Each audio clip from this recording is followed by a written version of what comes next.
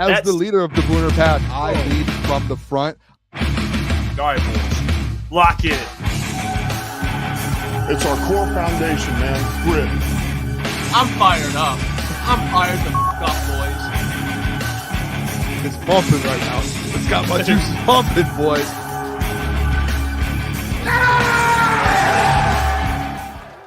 Welcome, everybody, to Crunch Time with Jeff, Booner, Lukas, and baby? Gentry. It is Tuesday, August 13th, and we're back. And we got a lot to cover. Injury updates. We're going to talk some NFL. Obviously, preseason's coming. We're going to talk about it all. We got Michael Gentry back. How's everyone doing today? How's the chat doing? How's everyone $1 million. It's a glasses day today. Oh, Glasses day today. Good to be back. Good to be back. Happy to see the boys. Happy to hear from the chat. Let's have a fucking day, boys. Yeah, I'm pumped. It's a beautiful day out today. It's been a great day so far.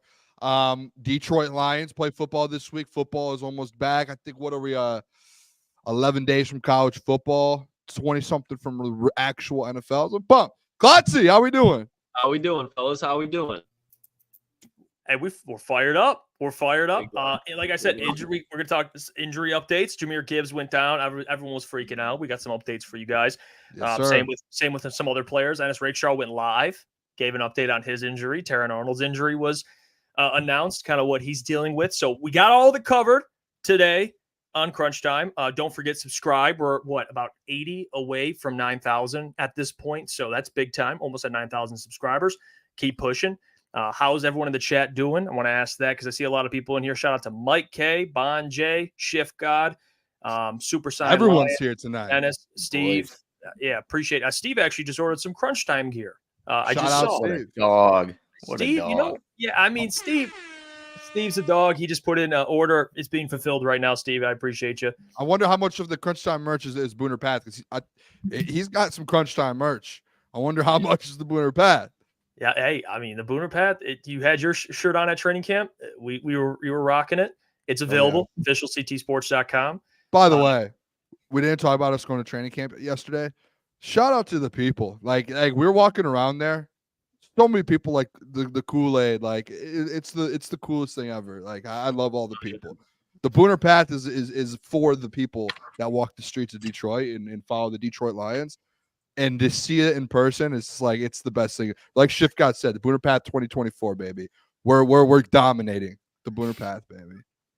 You literally did. You cut a promo for somebody, and you did a whole promo.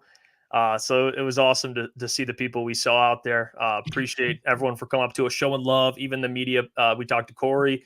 The Doc, as always, he was out there just doing what Doc does, being a dog. Just being. I think the Doc runs the place.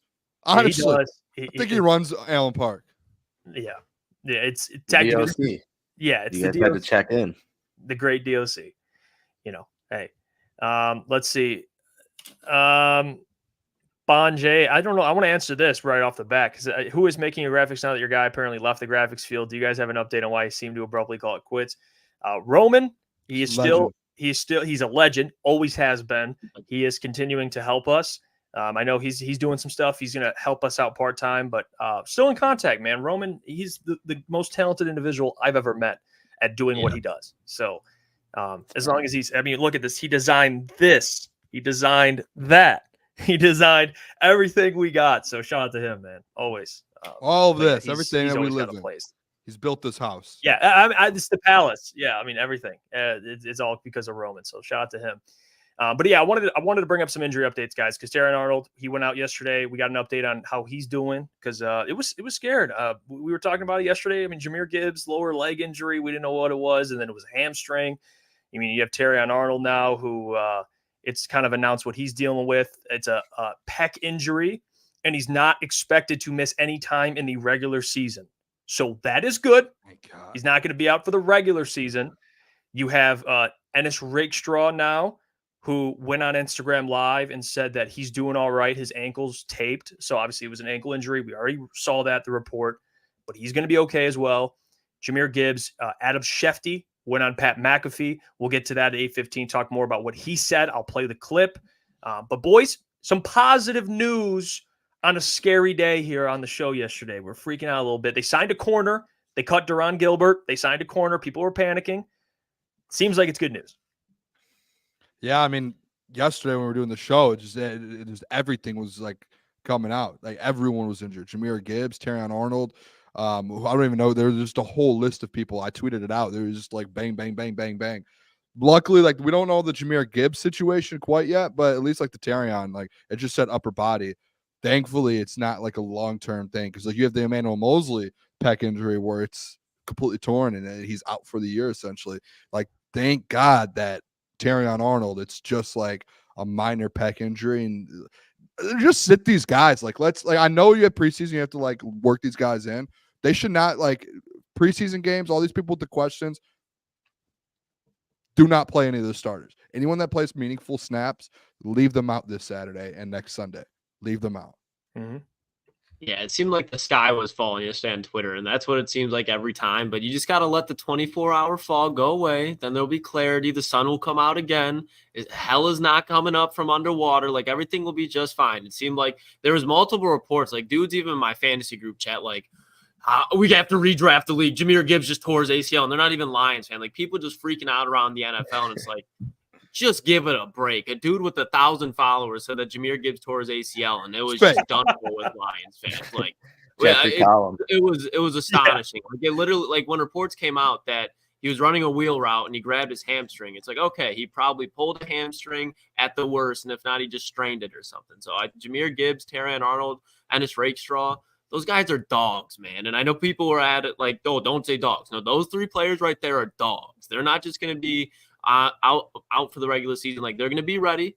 They're going to week one. They'll be ready. They'll make sure they'll be trained, rehabbed, everything they needed to go. And to Booner's point, you don't dare put them out there for the preseason, but they'll be ready week one. And if they're not, they'll be ready week two. And the Lions have depth to overcome it. Yeah, I mean, like you guys said, at least they're ready by week one, or they will be ready by week one. And you can't play these players in training camp or in the preseason moving forward. You don't want any more injuries going on. But is this your guys' bad luck? Jeff showing up to training camp and all the players getting injured? Yeah, they had like, it was weird. You didn't see the reports. Like, I didn't even hear anything for so long, and then it just all dropped at once. I do, Mike. There's a theory. I think me being in the vicinity could be argued that maybe the bad luck came with me. I don't know, but it was the day after. It was. To be fair, it wasn't the day we were there. So maybe it just Jeff, like it was after he left. He left some of his stink there. I don't know. rumor. It's a rumor. Yeah, I don't know. Maybe it was Jake Fromm. Jake Fromm was on the field. Hey, you guys, no, let's not do that. You guys love Jake Fromm. That's your guys. Jake Fromm's about to go on a tear Saturday. Jake Fromm. Fromm's about to run Nate Sudfeld out of town. Quarterback Saturday. of all time, according to Detroit Lions fans. I would say maybe Jake Fromm being there, it just switched things up. Easy to blame someone or blame Jake Fromm. I don't know, but it is weird. It is weird. I'm interested to see like the Aleem McNeil and Aleem McNeil thing. Like he wasn't practicing when we were there, and yesterday he wasn't practicing, and the reports come out that Aleem's dealing with something. Mm-hmm. And they don't say what it is. They just say no practice. Like what? And the tough thing about it too is Dan Campbell doesn't speak to the media until Saturday after the preseason game. So it's like you want to know all this stuff, but then there's going to be things to talk about for the preseason game. So and you only get a certain amount of designated time with the head coach. So it's like, when are they need to have some sort of system to be able to get this thing out better. I know the beat writers in the media weren't happy on Twitter about what was going on, and they're not allowed to tweet out anymore if guys go down, which is interesting. Yeah, which I'll just say this, like that makes sense it does. Like if I see Jahmyr Gibbs go down and I'm tweeting out, man, it looked bad, it could be an ACL. Like, why am I speculating before I get any confirmation of what it is? Like, I think that's good journalism to me. I would rather wait and find out the exact injury. I agree. And Jeremy Reisman, I'm using him as an example. Oh, we'll go with the doc, putting out like could be ACL, and everyone's like panicking, and then you get the results back and it's not. Like that would be irresponsible to assume an injury based on your eyeballs rather than waiting on the actual injury. Like I do agree with that, but like you could just say like he's shaken up. You don't have to assume what the exact injury is. Like he tore his ACL or whatever. You could say he got banged up and walked off, stuff like that. I just felt like it was so delayed. But obviously they're, like you said, they're not allowed to do that. And the Lions told them, they have to follow, these set of rules. So it is what it is. But I mean, all they have to do is just like the Lions are in the conversation I had today. It's like the Lions just need to switch the one thing to where, and Gentry, you're with the Red Wings, so like you kind of know like all that you need to tweet out until there's an injury reported is just, hey, Dylan Larkin just went down on the ice. Keep an eye out on like something to look out for. Like the Lions just need to make it to where beat reporters, if they see Jahmyr Gibbs go down, and hey, Jahmyr Gibbs just went to the locker room. Like that, it should be that simple. I don't know why the Lions are like, hey, wait to say anything. They can say he went down. So they were allowed to, but they got asked to say, hey, can you wait so people don't speculate until we announce it? That's the kind of like that was the situation last night to where Jahmyr Gibbs, Terrion, those guys come off the field injured. And the fans that are there are tweeting out, and I'm, me, like I see it, I'm going to tweet it out. I'm not a beat reporter, but I'm going to put it out, and people see that, and then all of a sudden, the beat reporters, they have to wait until the Lions put it out. The beat reporters and the people covering the team should at least be able to say, hey, he left the field, not and just leave it blank. You don't have to put an injury or anything, but hopefully the Lions switch it for them. I do think that's a little. I wasn't sure, and maybe that is on me. I thought they could at least say like Jahmyr went, or Jahmyr had to be, or like Terran Arnold walked off the field, or like, but he was injured. They can't, if they can't say anything, like I get why that would be frustrating to fans. But again, I don't mind the waiting to find out an official, like get it from the Lions, because I want the correct injury. You should be able to say like, hey, he went down or he went to the locker room, and then official injury. Right. Hey, it was a leg, it was this, it was that. Wait to the Lions. So that's just something the Lions have to.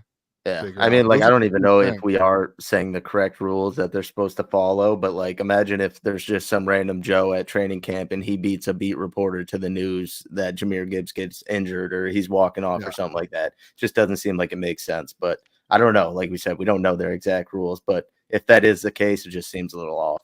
That was why the big thing happened yesterday. Like people were, or today, this morning, I don't know if you guys saw it on Twitter. There was like a bunch of back and forths with fans and beat writers because of that.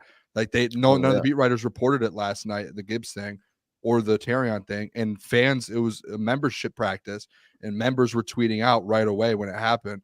And they're like, where are the beat reporters? Why is no one reporting this? Well, Mike, and I didn't know if you mentioned this, but when you're with the Red Wings, like so you're allowed to say if someone goes down at practice or anything, like you just say they skated off the ice, and then like you would obviously ask the coach or the player if they're in the locker room, like what kind of is going on with the injury or what's up.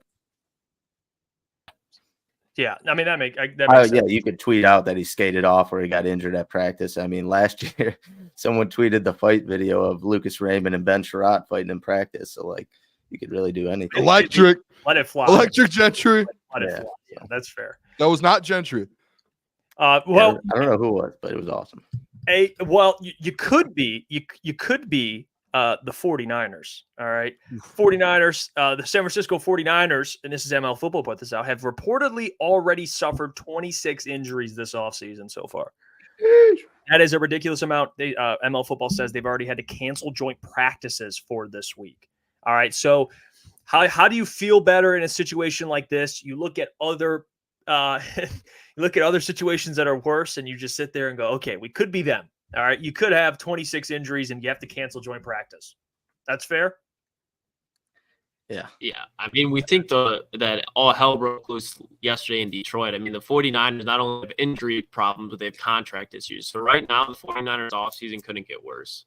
How bad's my connection, fellas? The plague is back. It is back, Klotz. I don't like Dude, I think it's me. Because whenever I watch the show, I'm not here.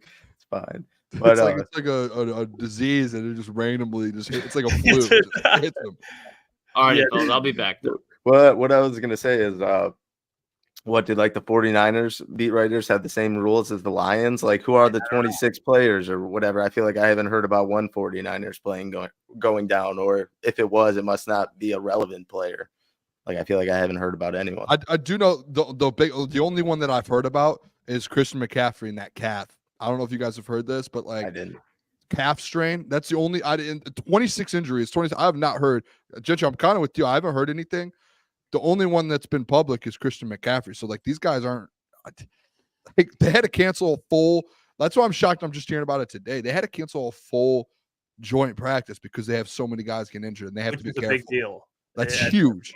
Like, who's hurt? Like, how is this happening? Is it Deebo Samuel? Like Brock Purdy? Literally the only one I've heard about coming out of San Francisco is Christian McCaffrey. Well, the ones also that are holding out, Trent Williams, Brandon Yeah. Ayuk, they're not participating at all. So now you have guys holding out. You have guys that are injured. Like, they're probably like, hey, we can't field the roster out here to play. So screw it. Advantage Lions, Boone. Advantage Lions. It's right. Advantage still remains with the Lions. Pat McAfee had Adam Schefter on, and Schefter kind of gave his honest thoughts about Jahmyr Gibbs. I'm going to play the clip here so you guys can kind of watch it, react to it.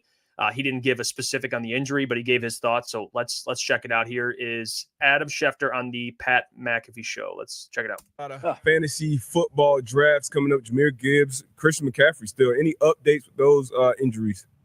Yeah. Gibbs essentially left practice yesterday with what the team called a leg injury. So, again, made some calls and found that it's a hamstring. Now, I don't know the extent of the hamstring, but I'm going to guess it's a hamstring injury, which means I would guess we will not see Jahmyr Gibbs the rest of the summer, and we will prepare to see him on opening night against the Los Angeles Rams. That would be my guess, a guess on a hamstring injury. But when you're talking about a player this explosive, this dynamic, this talented, obviously it's a huge concern anytime there's any sort of injury. But again, hamstring would tell me that he's going to have a real chance to be back on opening night, and the team will be smart about it until then. Jahmyr Gibbs. I know. There you go. Nothing new. Hamstring injury. We talked about it yesterday and kind of what we think it'll be. A couple weeks. Nothing too bad. Hey, man, let the man rest. Get him ready for week one. Week one matters. You get the Rams at home. That's when you need Jahmyr Gibbs to be healthy. And we talked about it yesterday. It seems like a lot of these injuries, like the hamstring, it seems like with guys that are just so agile, their bodies aren't built to. It's like Tyreek Hills of the world, or Jahmyr Gibbs, or these guys that are just so fast, like J-Mo hamstring injury. It's going to happen. And Jahmyr he's avoided injuries for the most part. I know last year he was a little banged up, wasn't he? Was that him or David? I can't remember. But he's been pretty good. Wasn't Jahmyr banged up in the beginning of the year? He was banged up a couple times throughout the year, and he did sit out a couple games because of that, because of getting banged up. So it's going to happen, but the fact that it's probably going to just be for the summer, boys, that's great. So fantasy football owners, I think too, Jahmyr, I think a hamstring, maybe that was J-Mo actually. I thought he's dealt with the hamstring before anyway. Like a guy like him, we said it yesterday. Yeah, a guy that though has like the fast twitch and it is so electric like he is, and is a playmaker and moves as quick as he does and has that speed. You deal with the hamstring, you deal with things like that. Like that's going to happen. We've seen so many different players, like Tyreek Hill. Klotz brought it up last night. Tyreek Hill, like that literally all season long last year, all he's doing is dealing with the hamstring injury with his speed and his quickness. So I think he'll be fine. I'm interested. It's a little weird, and maybe it's actually a good thing that there's been really no reports outside of Schefter saying, hey, I think he'll be back week one. But that was just kind of like talking to his agent. That wasn't like an actual report. Like it just like he's just said, hey, usually hamstrings is a couple weeks, he'll be good. I feel like if it was a full tear or if it was worse than that, we would have already known. Like that's kind of my thought process on it. And we haven't all we've heard is a hamstring. He's out for a couple weeks. So yeah. Did you Mike, have you done any fantasy drafts yet? Not really. I mean, I've done a mock. Honestly, my first draft of my bigger money league is on Thursday, so it'll be right before we start the show. So I'll be finishing it during the show. So like first hour of the show on Thursday, I'll be live, locked in. We're mine doesn't. Is it weird to start a fantasy draft early September? That's when mine starts. Is that weird? Seems like pretty late. I got early September. Well, no. I mean, if you start after the preseason, whenever the last week is, I don't, know the last date or whatever. But I mean, anytime after that, I think is fair because you get the preseason out of the way, you get those BS injuries out of the way, and you just draft. So and training camp's mostly done. So the last day is September 5th is when the season starts. So as long as it's done by September 5th, you're good. Oh yeah. If it's done before the season, it really doesn't matter. You can do it. Honestly, it's probably more beneficial to wait all the way up until the last day because injuries and like if a guy in preseason or a practice or training camp, like getting it done earlier. Like I have one this Friday before the show, and then I also have one in a week or so. Like What happens if a guy gets injured second or third week of preseason in training camp? It happens. And by the way, too, I do think the Gibbs injury last year, I believe, actually was a hamstring. I think It was. I saw someone in the chat say, and I'm looking at an article here. I don't know. Yeah, it's something to pay attention to. I know we start our fantasy league with Easy. He wants you to join Gentry. He's fading it. I got a lot of leagues, man. It's so hard to keep track. You understand? I got to be locked in. So, like, I have my two big ones.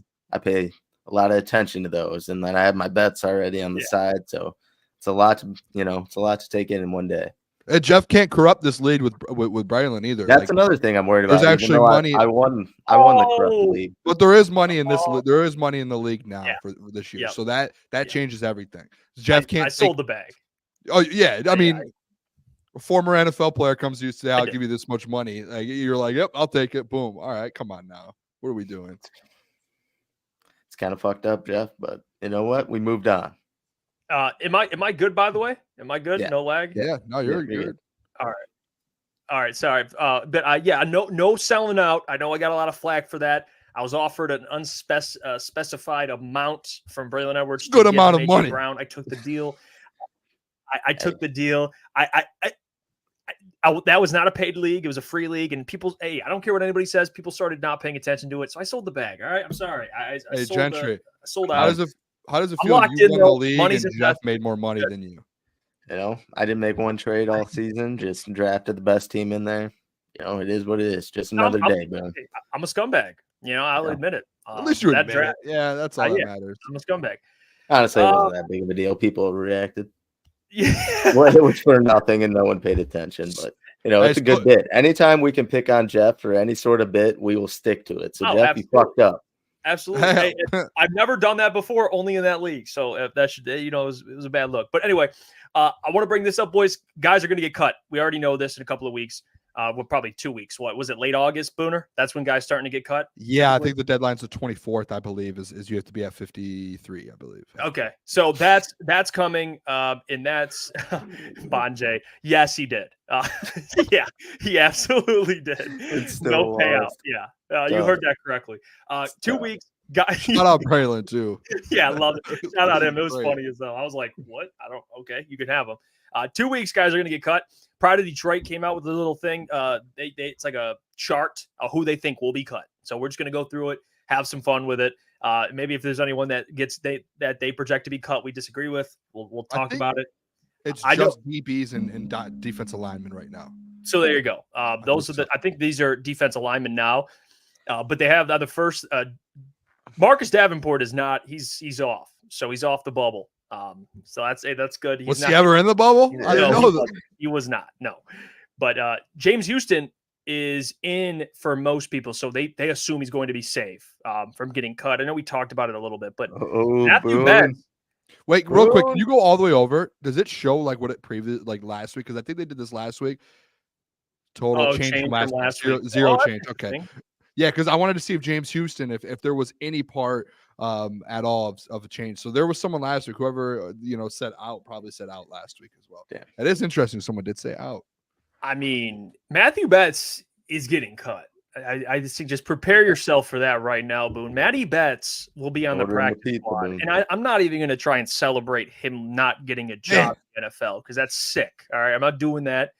But to get some pizza, I'm going to celebrate. All right, is that fair?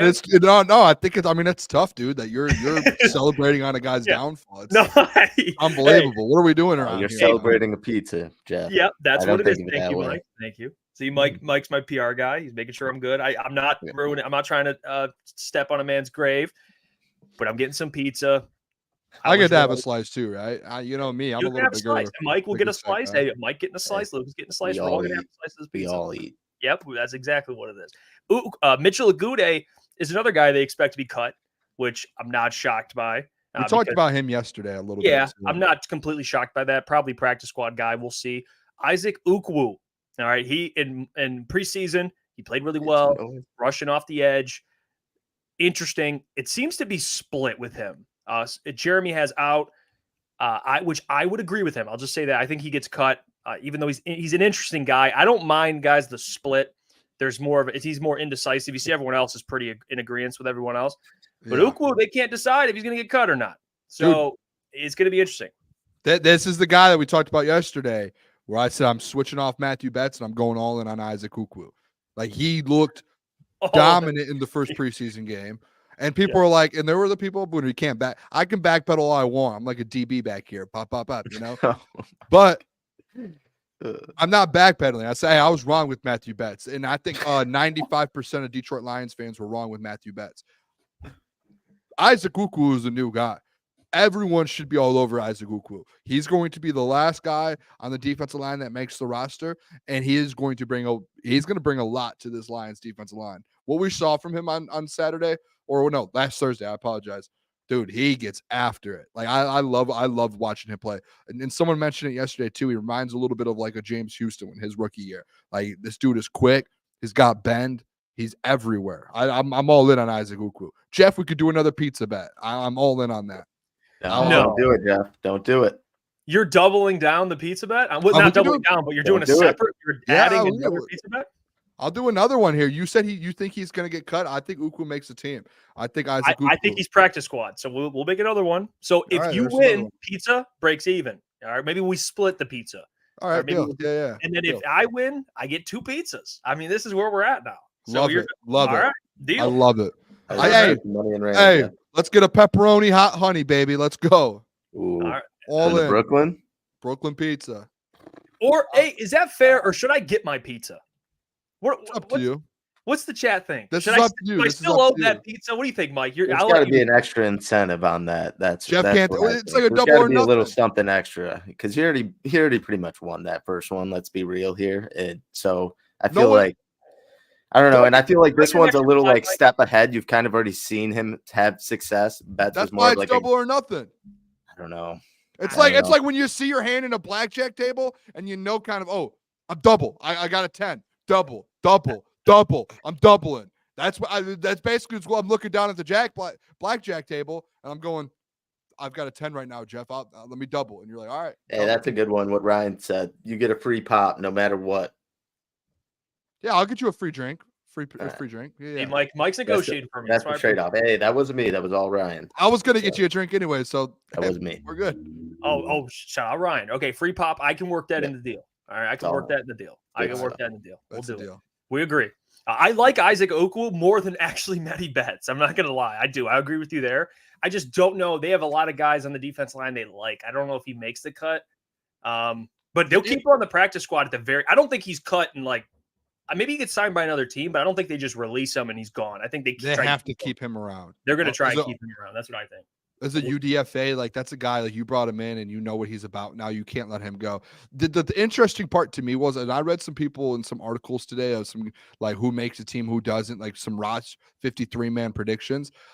The thing with the defensive line is I saw some that potentially had Ukwu and some who took Ukwu out, and like the 10 guys that they kept for the offense or defensive line, just a lot of interior guys. Like no one really thinks about that, and I think a lot of people like Ukwu is a guy who's going to be outside, like James Houston, and he's going to be in that just edge the whole time. He can't go in, so like there might be a little bit like where he might get a little screwed because he can't go both, and some guys can. But what do you have? Marcus Davenport, Aiden Hutchinson, and who else that are pure edge rushers? I mean, I get that guys that purely know like Levi. A pure edge rusher, James like Houston, and then Ukwu. Like, that's it. Right? That was my thought process. That's their specialty. I mean, even Makai, I think, he could play all around. But that's what they have. They have a lot of versatility. I think that's what they want, though, too. Like Levi, you do want depth as an edge. Yeah. And I guess that would be your argument. Like, I think that's fair. They just have, like, tweeners. I guess people use that word now. Tweeners. They have a lot of those guys. Yeah. Like Pascal. Yeah, Jeff's guy. Pascal-ish.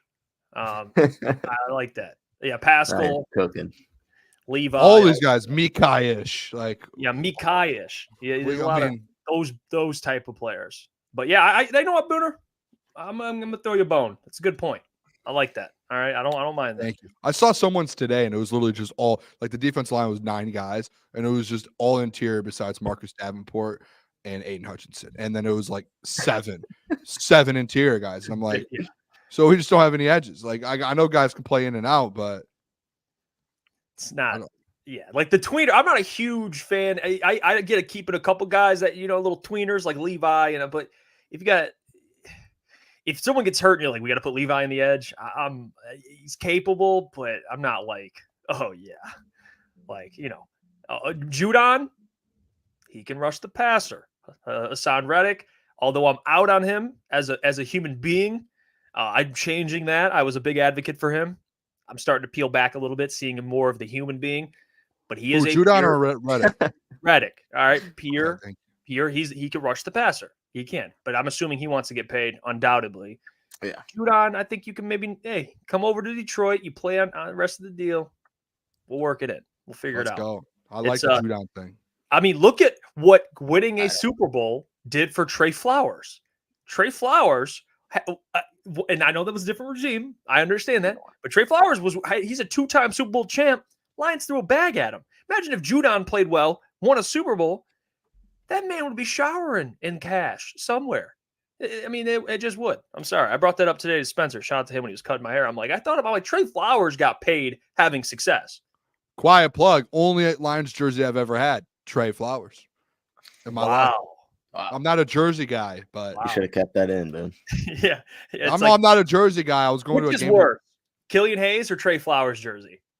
No, it's still Killian Hayes, I think. Dude. Because Trey Flowers was good at one point. Trey was like an NFL player that could produce at a point in his career.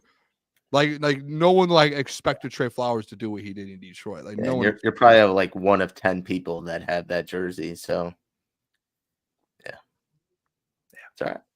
It was just it was a situation where I needed a jersey. I went to a place on the way to a game a long time ago, and the only one they had left was Trey Flowers, and I was like, I need something to wear. You settled. So I just I did.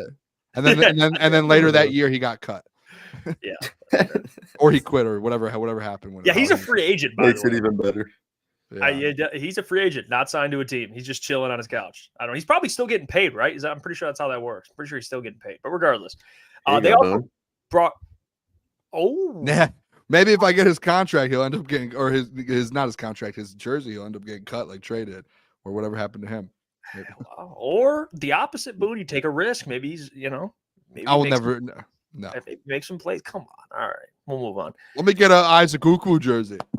Oh, of course. Yeah. No, of course. Get him a Matty Betts jersey. Are they selling those? Oh, Get you. Okay, we'll get you one of those. UFL one? Yeah. Oh, the CFL Matty Betts. Hey. CFL, fuck.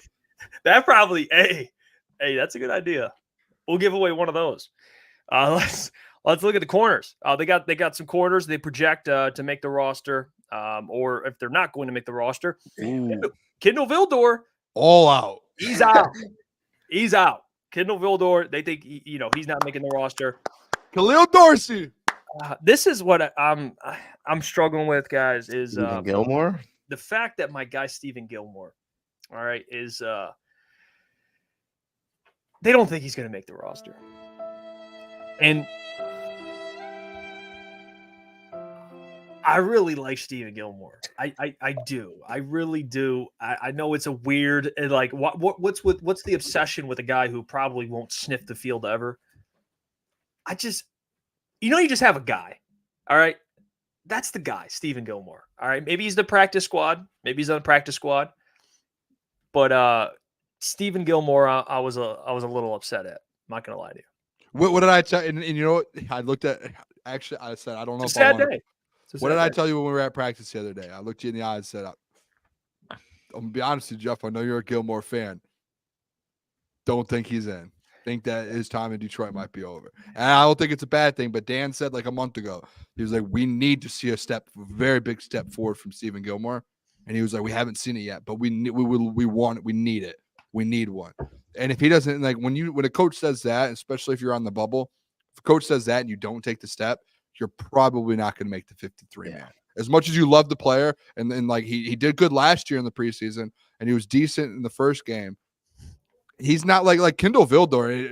What did you say about Kendall Vildor? What has he done?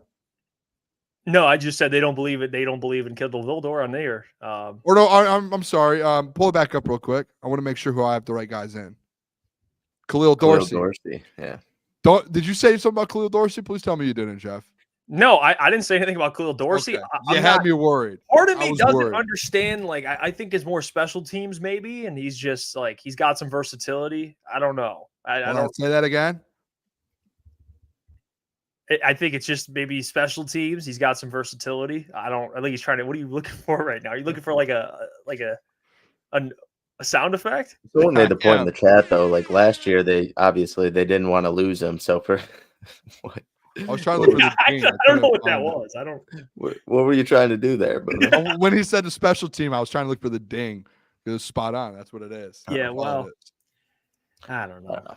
I kind of feel you though, Jeff. That was a guy that I kind of wanted to work out for the Lions. Obviously, we had to see him grow over this training camp and this offseason, but kind of disappointing a little bit. But I think that's like going to be one of those players that, like, if he does get let go from the Lions, will eventually get on his feet somewhere else and figure it out. Yeah, that's you know what? Maybe you keep him around the practice squad. If I saw a comment, Jeff wants him to be his brother so bad. There's probably truth to that. But the name does it a lot. But it's not just the name. If his name was Johnson, hypothetical Johnson, still made had like 2 picks last preseason. I think he had a pick. So it's like he got a little bit of juice. I was like, I want to see what this guy can do. He's got some good cover ability. He had opportunities in the regular season. I think he got moved up from the practice squad at one point. But like a guy like if you're taking him or Khalil Dorsey's been on this team. He dominates in special teams, like dominates. Those back end guys, like a guy like Stephen Gilmore, those guys, the number one thing you look at is how good is he in special teams. Khalil Dorsey is one of the best special teams players that you have on this roster. Obviously, if other guys played it, but like those guys, like he's up there with Germ. Like, so you got to look at it like that. So it's like if you're like Khalil Dorsey or Gilmore, Khalil Dorsey is similar to Germ on special teams. So in that position, so you're going Khalil Dorsey 10 times out of 10. And I love Khalil Dorsey too. He's a great player. He's a great guy. He is a Dan Campbell guy, locker room guy. Booner guy. I mean, he was a fan of the old show that I was on. He was a great guy. Some bias in there? No, some bias in there now. Never. I'm telling you, Mike. So are you guys going to tell me everyone in the chat right now would take Khalil Dorsey over Stephen Gilmore?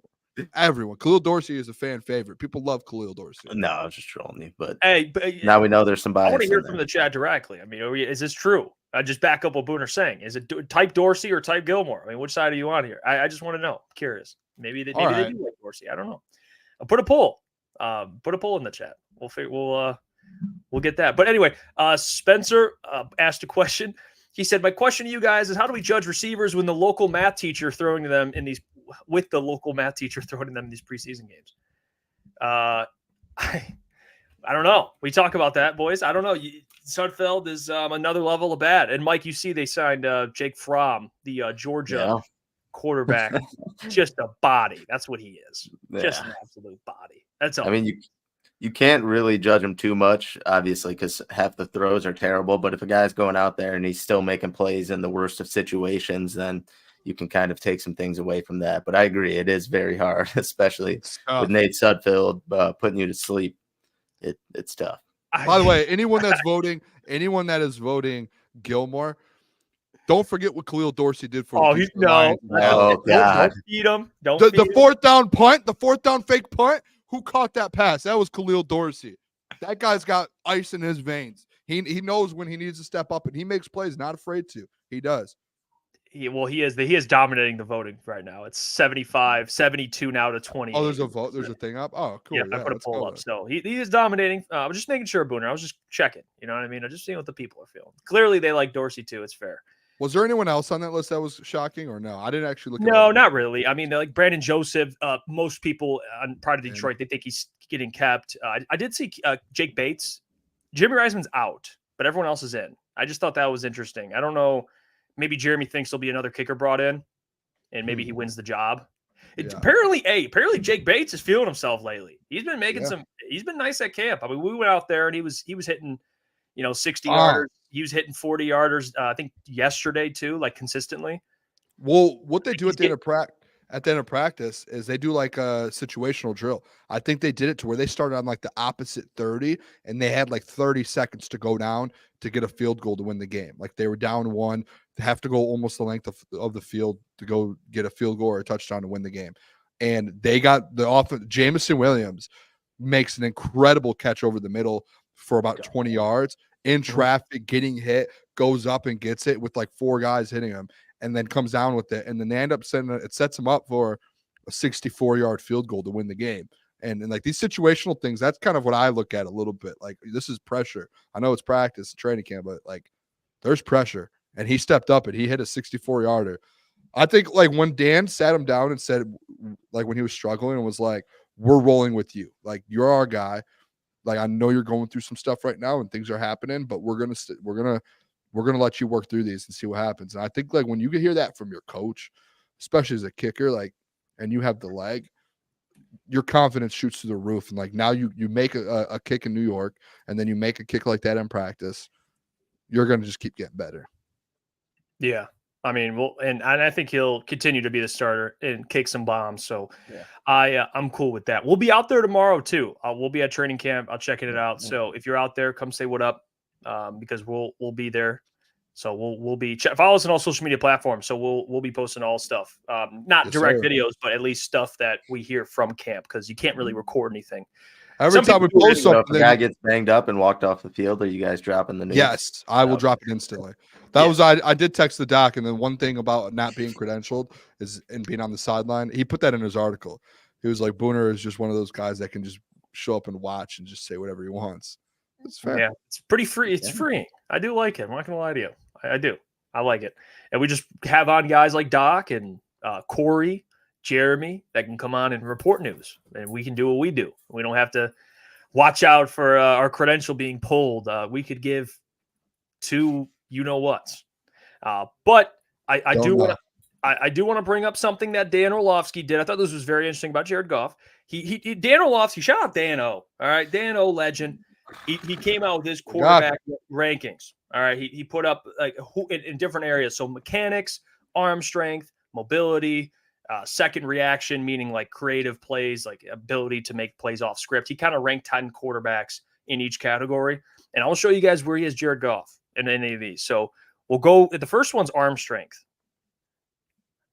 Do you think Jared Goff's on here? Just zero chance. Zero chance. We should do this with everyone, like every category. Yeah, this is what I mean. This is Dan O. I mean, look at this arm strength.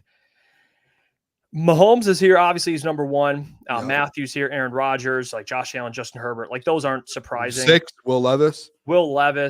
Okay.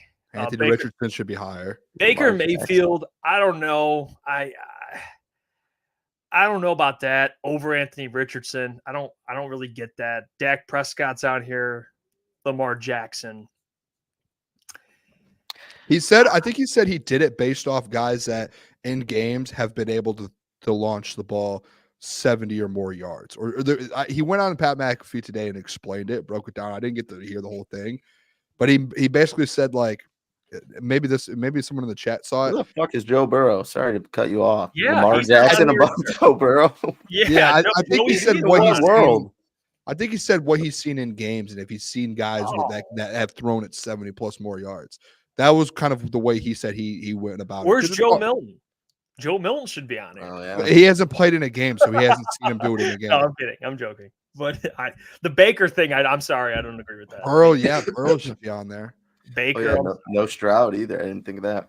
Yeah, Stroud has dude, he's got one of the best deep balls in the league. He should be over Baker. Are you kidding me? I mean, this is ridiculous. I don't hate Goff not being here, but Dan O is the quarterback guru. Respect, Jeff. Come on now. All right, yeah, everything the guys, what he says is gospel. All right, All right, wait. Don't show. What if this was Joel Klatt's? What if this was Joel Klatt's list? No, it's not okay, Jeff. Yeah, well, if it's Joe Klatt, maybe I would. You'd be right, 100% right. But yeah, I don't know. I mean, I don't agree with some of these, but I don't hate the top of it, I guess. But what were you going to say, Mike? I didn't mean to move on there. That's all. Yeah, I was about to say, read the category and ask if Goff's in this one, whatever the next one is. But yeah, no, 6 to 10 or 7 to 10 on that. Very debatable. Okay, I'll do that for the rest of them. That's actually a good idea. So this next one, I know you already saw it. It's essentially ball placement, which I would argue he should be on this even before seeing this. I think Jared's one of the more accurate quarterbacks in the league. So that's just my take on it. I think you guys would agree with that. He's accurate. He's on this list at 9. Quarterbacks are ahead of him. Dak Prescott, Geno. See, look, this is the problem because you're going off completion percentage, which I guess is a fair metric to use. You're not factoring in like drops. I don't know. He may be. And he says right here, there's a difference between accuracy and ball placement. He even says that accuracy is the ability to throw the ball to your guy while ball placement's keeping it away from the defender. I don't know if you watched Geno Smith last year. Jared Goff was better at taking care of the football than Geno Smith. I'm a little confused. I think Jared should be closer to 7, 6, like in that area. But he's on the list, fellas. And Josh Allen is at 10 because the man's throwing interceptions. So I get that. I do think with Goff too, like there is this thing, like obviously he's thrown some bad interceptions last year, and like at the beginning of his career in LA, he struggled with turnovers, and like that was like an argument last year, and it was one of the worst ones, and I hated it all the time. When I had this argument with Jared Goff, Easy's still in the chat, he was one that brought it up all the time. Oh, well, Jared Goff leads, or he's top 2 in the NFL since 2018 or whatever it is at interceptions. It was like, all right, let's look at his time in Detroit. Since Jared Goff has been in Detroit, he has been able to take care of the ball. He went on that streak where he didn't throw an interception for however many consecutive passes attempts it was. And he was so dominant, and he wasn't just good at taking care of the ball. He was good at and whether he was throwing a dart or he was throwing a duck and it was wobbly, he was good at putting the balls in the right spot for his wide receivers to go get it. Like whether that was, and as much as people hate that say he can't throw a deep ball, getting the ball to DJ Chark where DJ Chark needed it, put it on the back shoulder on a slant route, somewhere where only Amon-Ra St. Brown. You see it all the time. He puts the ball where only Amon-Ra St. Brown can catch it. Same with Sam Laporta. Like he is elite at it, and he has gotten it. He has been able to figure it out. So I think like he deserves to be a little higher on this list based off of that and the numbers that kind of will show it as well. But I think he did like top 10 easily. So. Yeah, I don't hate it. I mean, he should be higher. But I don't hate any of the top 5. I mean, no, I think Patrick you could Mahomes plug off at 6 or 7 for sure. But yeah, I mean, Tua's high on this list, but Tua's very accurate too. But that's the thing. Yeah. Like, I think Tua's accuracy is with Goff. So why is Tua 2 and Jared's 9? Like, I think he has that type of accuracy. Like Tua can't throw as far as Patrick Mahomes, and Jared doesn't have the arm that those guys have, like Josh Allen, but he can his accuracy is off the charts. So he should be higher, in my opinion. Like I don't really closer understand. to Tua for sure. Yeah. I mean, I'll ask you guys the next category. Closer to number 2, Jeff. Or Boone. What was it? I said he should be like number 2, is what you're saying? Top 3, not 3. I would still argue Mahomes over him, but yeah, I would probably. Yeah, I'd put about 6 or 7. Top 6. And probably Stafford. Yeah, Stafford. I think Joe, Pat, Stafford, Stroud. Like that's fair. Like Brock Purdy. Yeah, I would say like 6 or 7, but I don't think he's like 2 or anything. And I think all the people above him are pretty fair, to be honest. So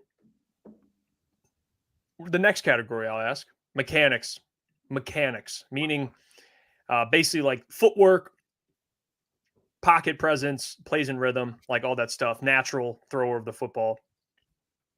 Where do you think Goff, where do you think he would be on this list in terms of mechanics? Very mechanically sound quarterback. Very mechanically sound. What do you think, Gentry? Top 3, top 5, top 10, not on the list?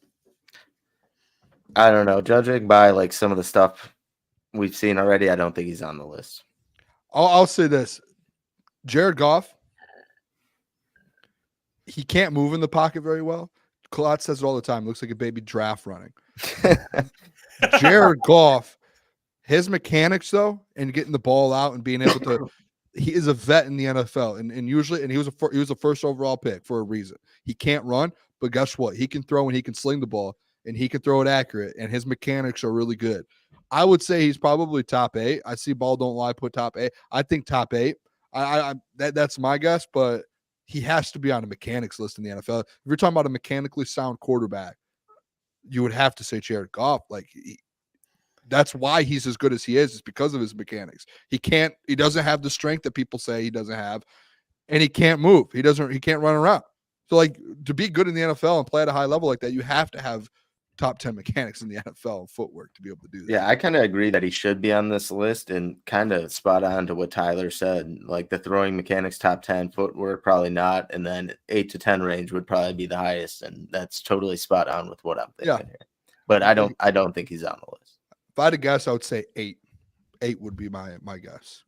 So he is listed at 6. So he's 6th on this list for mechanics. Joe Burrow 1, Stafford 2, Herbert 3, 4, Stroud 5, Prescott, and you have Jared at 6. I mean, Dak Prescott's over him on every list. Yeah, I mean, it's unbelievable. I'm surprised that he's even on here, to be honest. I just didn't think Dano was going to put him on here.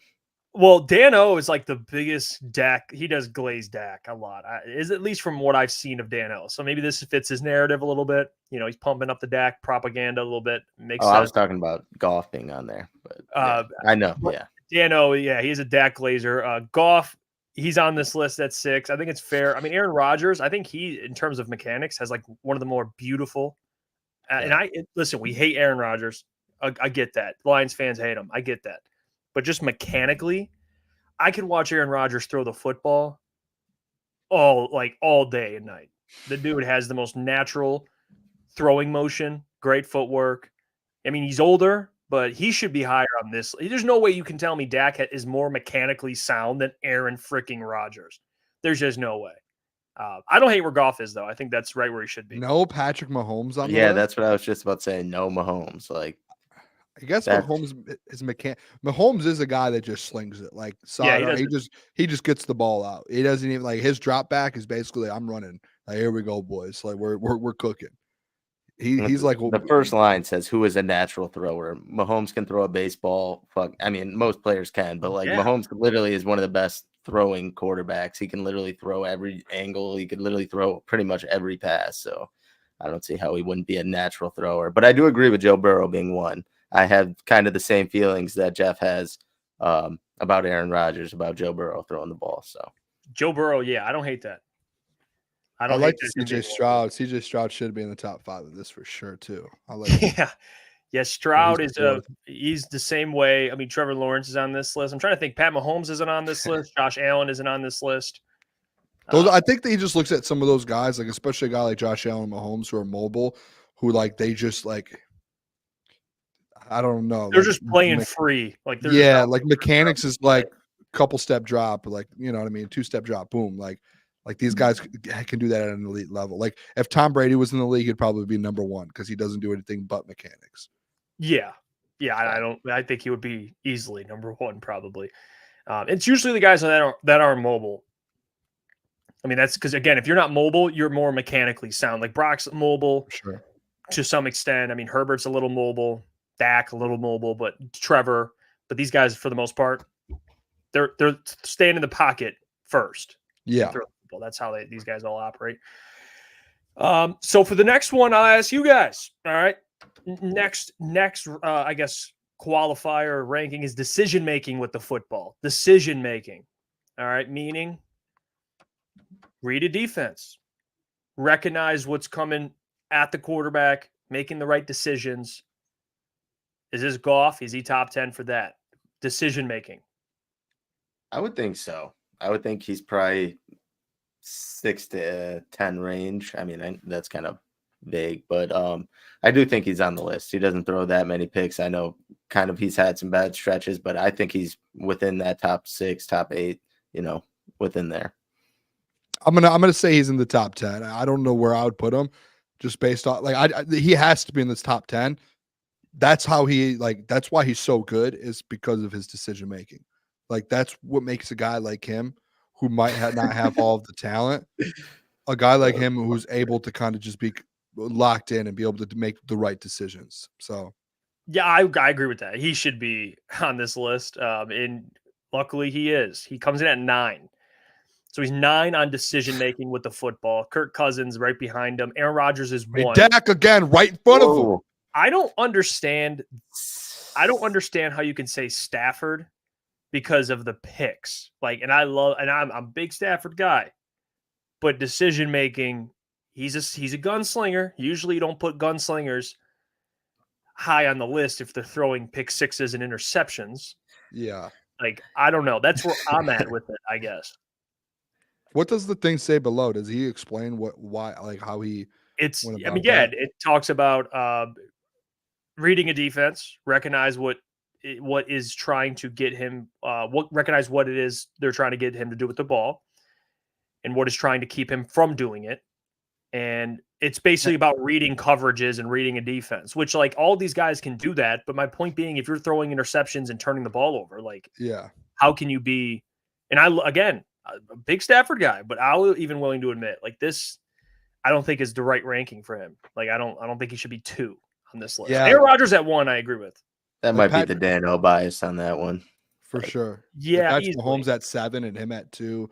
I would have to, like, if decision making, Mahomes is probably one of the best. CJ Stroud should be higher, and Joe Burrow. Those guys are better decision. Like, I think. Well, maybe Joe Burrow does throw some picks too. I'm so tired of seeing Dak Prescott. Yeah, but I would still put Joe Burrow above Stafford, and Stafford's my favorite QB. So that's fair. I don't hate that at all. I would take Dak off this list. Yeah, Dak's another one too. I mean, he slings some really good stretches and some really bad stretches, but I don't think he should be on here. Yeah, I mean, Jared Goff, I think the last 2 years of Jared, he's easily, I think, top. He's a couple spots higher, I think. He just is. I mean, with how he's playing right now, if you want to go off his career, like, okay, that's fine. But I think development you have to look at, and Goff taking care of the football, dude, he's done a great job. He's just not throwing – he had double-digit picks this year, but that was like kind of a – it was just over 10, I believe. Wasn't it? It was like – I think he threw 10 picks, 12 picks, something like that, 11. It wasn't like as bad as it used to. Over 10. I mean, dude was throwing like 17 picks with the Rams. I mean, so he's gotten a lot better with it. Do you guys you think Jordan Love should be on this list? Not yet. No, I don't think so. Booner, what say you? Put a guy with half a season of success. Not yet. Not yet. I don't think so. Yeah. I think he'll be on the list. I think like what he was doing, and honestly, probably no. Yeah, definitely not. Like, do you remember like the way they lost that game in San Francisco?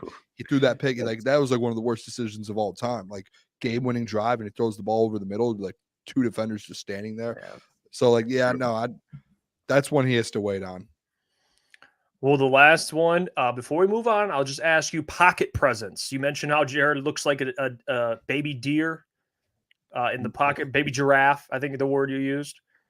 Do you think he makes it on Dano's top 10 for pocket presence? You think Jared Goff qualifies on that? 0 chance. Oh my gosh. All right. Well, you're right. He's not on this list. We're realistic here, right? This is a realistic show. I mean, pocket presence, he is not on this list. Patrick Mahomes, Joe Burrow, CJ Stroud, Stafford, Lamar Jackson, Brock Purdy. I mean, Jordan Love's on this list, and Josh Allen, Geno Smith, Dak Prescott. Of course, Dak Prescott's on this list, as usual. I will say this. Jared Goff, pocket presence, not on this list. Josh Allen at 8 is insane. Like, if you're talking about guys who you fear in the pocket, who can sling the ball and can run and be immobile, I mean, Josh Allen, it says his presence operates effectively in the pocket. I would say Josh Allen does pretty well. I'll even add this for Goff. And this is a good point. Ryan says he lives in the pocket. Like, I get he struggles, but this is a guy that's not mobile at all. Like, even Lamar pocket presence. Yeah, I think that's what he means, Dano. I think he's talking about like Lamar. You ever seen those clips of Lamar in the pocket? He's like dodging dudes to like get a 30-yard completion. He's just absolutely making guys miss. I think that's what he means. Like his ability to sit back there, make plays, and understand where the blitz is coming from and how to avoid it. Like Goff's not mobile. Yeah. So maybe that does hurt him to some extent. I don't know. That's what I'm taking away from it, at least. I mean, a lot of mobile guys on this list, if you guys notice. A lot of guys that are mobile. More mobile. He didn't put Stafford at 4 again. He just put Stafford in the top 5 of every category. Yeah, they always just leave him there. Just like, let's move him up and down a couple times. And I guess Stafford isn't mobile, but I don't know.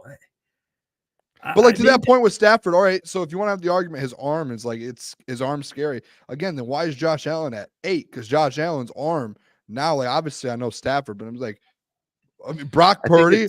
Like, are you looking at Brock Purdy scarier in the pocket than Josh Allen? 0 chance.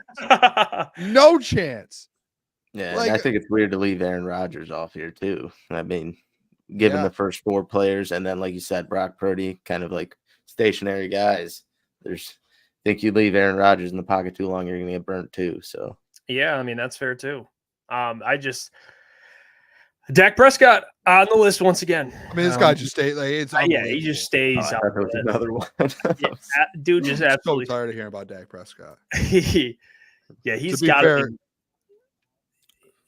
What were you gonna say? I would say, to be fair, I had him 10th on my quarterback list. So Yeah, I was gonna. Well, I will bring that up. You seem to be pushing back against it, but yeah, Dak on your top 10. I did. Yeah, I just the only reason I had Dak in the top. I think if Dak leaves Dallas, he ends up being a good quarterback. Like if he gets like let free, it's But like he's still Dak. So why isn't he good now? Man. Just say he's good now.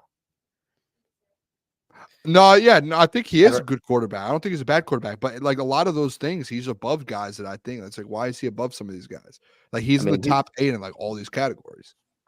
He's had some pretty good situations as far as Dallas goes over the years, and that offense. I don't see how him leaving would make him do better, or like he would excel by leaving the Cowboys. Most Pro Bowlers since he got into the league, Dak Prescott. Yeah, I mean, none of them can put it together. Like, give Dak like a legit coach. Get like, I don't know, put him in a situation. Yeah, I think coaching has probably been a big part. But. Just get him out of Dallas. Like at that point, it's just like mentality. It's just the mental. It's like it was like the Lions for so long. It's just like the Cowboys haven't gone to an NFC Championship game since like the 90s, and they're supposed to be like the best team of all time. So like, just get him out. Let him go somewhere else. Get him out. Yeah, I see people talking about Jane Daniels sending that boy pack and Shift God. Shout out to you. I think the Cowboys missed the playoffs this year, which is one of my. We'll get to that too. I was gonna say because I've got something for you with that. Yeah, we got what you disagree with that take? You don't like it? Me? You don't like that take? No, Me? I've got a hot take. We're doing our bold predictions later, and I have one that coincides with that. And I thought you were about to get us talking about it. I was like, whoa. No, wait that's until the segment. No, we're gonna do that hot takes for the season. Throw out some takes that we believe are true that maybe could come off as a little controversial. We'll do that later in the show. We're also picking our awards. Actually, we're gonna go through offensive player, defensive player, MVP. We're gonna pick our own award winners and what the fellas think. Before we get to that, I just want to quickly go through this because I want to give a shout out to someone that I do want to get on the show. That's Benjamin Solak. I think it's Solak. I don't know how to pronounce his last name, but he's now with ESPN. He was actually at the Lions training camp, and he gave like a breakdown of some situations Lions have and his thoughts on just what he saw. Very good at breaking down the game. I will give him that. Checked out his X account, and he's a very, very knowledgeable guy. Ball knower for sure. And he put here with Branch, and he even said, I mean, there isn't a player here that gets consistently open against Brian Branch. The only one that can get catches on him is Amon-Ra St. Brown. And even then, they're usually contested. Wouldn't be surprised if we're calling him the best slot in football by December. Whew. That's huge. Best nickel in football by December, which, again, for people that don't think, that's 2 months into the season. This dude's the best nickel in football. So that's huge. When we were there, he was breaking up passes. I think I put a tweet out and saying that he gave up something to J-Mo. But like even then, like you see him like he's going up against Jameson Williams and Amon-Ra every day, and he's getting massive pass breakups. We put a tweet out today of him, and people were like, "It's not an interception." It was clearly an interception. He just rips the ball out of one of the receiver's hands and just runs the other way with it. And then and it's like he's going to be an all-pro safety or nick, whatever position they put him in. He's going to be an all-pro player, and I think it'll happen this year. I know last year Justin Simmons, I compared him and Justin Simmons' stats together. An all-pro player, and his stats last season were identical, if not better in some regards. So like he's about to take a big jump, and I think I don't think the NFL is ready for a guy like Brian Branch. Yeah, he's a damn good player. The people have spoken. Gilmore's in, Dorsey's out. I did see he won 52 to like 48 or something like that. No way. He was there's no that's Boom. that is a corroded or whatever. That's a corrupt poll. Collusion. That was collusion. Corroded. Dude, there was like 100 votes and it was up 70 to 30. There's no way it evened out. Hey, never discount a comeback. You want to recount, Boom? You guys want to do a pizza bet on that too? Because I guarantee the people have spoken. The people have all right, decided. bet on it then. Put your money. We already got one in for Isaac Ukwu. Don't worry. We got one live. All right, we can do another one. The man said corroded, though. I mean, what is it? The only thing corroded, I mean, it's like a metal. That's on me. Yeah, yeah. Well, I get what you're saying, though, Boone. I get what you're saying. Yeah, Brian Branch, he loves, complimented him. Wide receiver 2 and 3 battle, Boone. This is your wheelhouse. He said, I walk away from camp even more worried about Josh Reynolds' departure than I was. Jameson Williams is still very up and down, which, okay, in the depth behind him is struggling. Lions need wide receiver help badly, in my opinion. In parentheses, post-cut additions, veteran trade. I haven't heard anything about J-Mo. Yeah, I'm not going to. I won't attest to that. But the second part, the depth behind him struggling, I will agree with that. I'm speaking my language. Said it yesterday. They need to go out and get someone. It's almost if no one stands out by Saturday, you go out and find someone. Go get Robert Woods. Go get Juju Smith. Go get someone. If no one stands out by Saturday, this is an unbiased reporter that came into Allen Park this week, and that's what he takes away from it. So you guys thought I was crazy yesterday. That's actually kind of been out there, but yeah, Boone, you may have been on it first. Boone, that could be your first Lions jersey or your second. Get a Robert Woods if he comes home. Yeah, Robert Woods, I'm down for, Mike. I talked about it yesterday. Bobby Trees, I'm open to. I'm open to Bobby Trees. Bobby Trees. I'm open to Bobby Trees.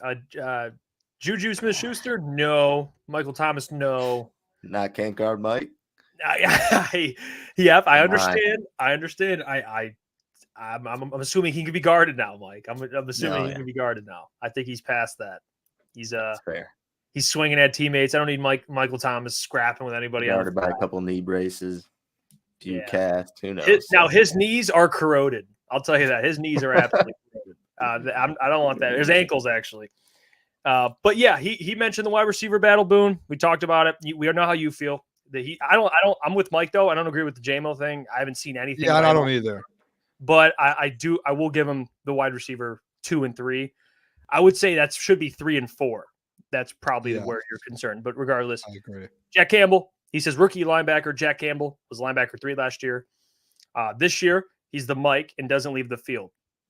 Looks just like he did last year, huge and fast, but he's clearly more vocal. Big question mark is coverage ability, which we won't really see till week 1. And I'll just speak on what I've seen and read. And Jack Campbell is a player that I don't think I will say, I don't think it's worth like overreacting and saying like, oh, Jack's going to be bad or anything. I don't want that to be like the message. But that is the biggest thing I was sold on, and including a lot of other people with Jack Campbell, is his ability to cover at 6'5", 200 plus pounds. And his agility, he tested off the charts athletically. And now you're seeing, in practice, Sam Laporta, which again, it's Sam freaking Laporta, arguably the second best tight end in football, putting it to him. All right. Giving him work, which I'm not going to say, oh, Jack can't guard Sam. Bust, nothing like that. But I have seen that as well, Booner. I mean, we went to practice and I saw Brock Wright get him on a route, and he was a one-on-one and Brock Wright got open. So it is something to pay attention to. I think he's a guy that is more instinctual and he'll just kind of figure it out. He obviously works his ass off. So I'm not going to hit the panic button yet, but his coverage comment, it does align with what we've seen in practice. Not saying he's getting burnt constantly, but we've seen moments where Jack is, and he's human, but we see it. I mean, the guy covered. He's not Alex Anzalone yet. Alex Anzalone is a better cover linebacker right now than he is. For sure. Well, I brought this up to you when we had this conversation a couple of weeks ago. Was like the thing with Sam Laporta, or not Sam Laporta, with Jack Campbell, is he was playing the Sam linebacker spot last year. So like he's getting back into his normal spot. This training camp and these practices, and no one really realized, like, he's still trying to like go back to that Mike spot and kind of learn, like, hey, this is what we need to do. Like, this is what the coverages look like. And this is his first time in the NFL doing that in that position, because last year he wasn't in this position. So like he's going to be just fine. I think it's more so of him just kind of getting things down. And then when he does, and when that clicks, I think as soon as that clicks for Jack, the coverage, and again, it might be week 1, week 2, but as soon as it does click, he's going to be perfectly fine. And he's going to be elite because he's already an elite tackler. He's already massive, like a linebacker. It's just literally the only question is, what is he going to be in coverage? And as soon as he gets that, he becomes an elite linebacker in the NFL. And I think that's just the only thing that it comes down to. And I think like you can't, like, Jack Campbell will figure it out. Like, this is his first offseason in that position at this level doing it. People could say Ansel's good at it. Ansel's been doing it for 6-7 years now. So, like, Jack, this is his first offseason actually dealing in that position. So he'll be just fine, Jeff. Don't.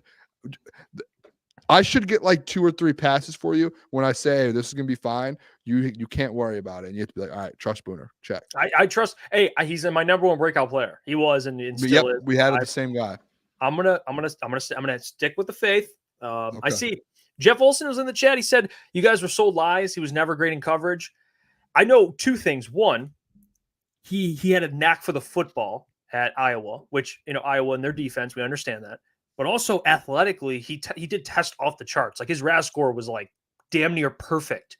Yeah. So you can't argue his athleticism, and you can't argue his eye and feel for the game in terms of taking the football away. So when you put those things together, can he stay in front of everyone? No, but yeah, to assume the guy can cover. I mean, especially a tight end. Maybe not Sam Laporta, but Brock Wright. I'm not going to overreact, Boone.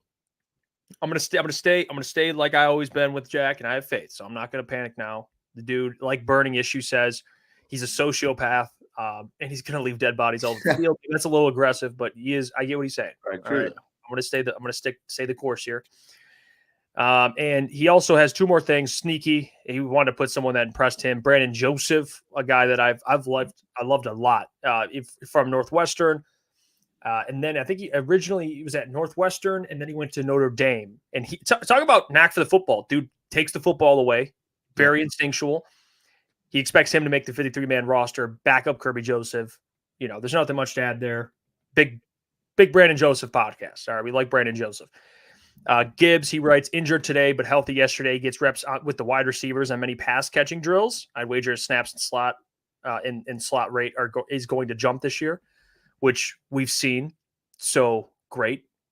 I mean, that's what we want. The man catching the fantasy purposes and for the team purposes. Because Booner, we bring up the wide receiver core. If he's in the slot, that helps you a lot. It's I didn't mean to rhyme that, but it's true. That was the conversation we've talked about with David Montgomery. Like, how is he going to split snaps? And we need to get Jahmyr Gibbs the ball. Shout out Klotzy. Klotzy, I know you hear me right now. Give me a smile wherever you're at. Smile for me. No, but he's smiling. But no, like when you do see that though, like that's where it's like the split between D-Mont and Gibbs. They're going to find ways to get Gibbs the ball more often than they did last year. And like, I think the carry counts maybe goes up a little bit from last year, but I think like you're not taking any away from D-Mont. So the way to get Jahmyr Gibbs the ball is you throw him in the slot. You could line him up out wide, put him in different spots, and let him go out there and pass some catches. And I think that's like, and I think everyone knows this. That's going to be the big increase for him this year. Is out of the backfield or catching passes.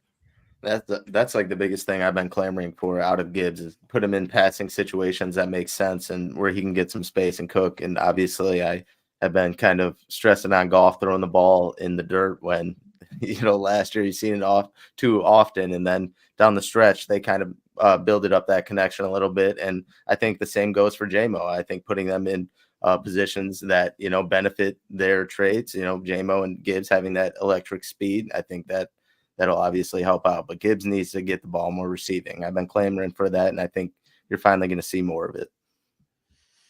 Yeah, you'll see a lot more of it. And I see Nemesis says, don't sleep on Vaki either. Another weapon, very, very fine weapon. So he'll be involved as well.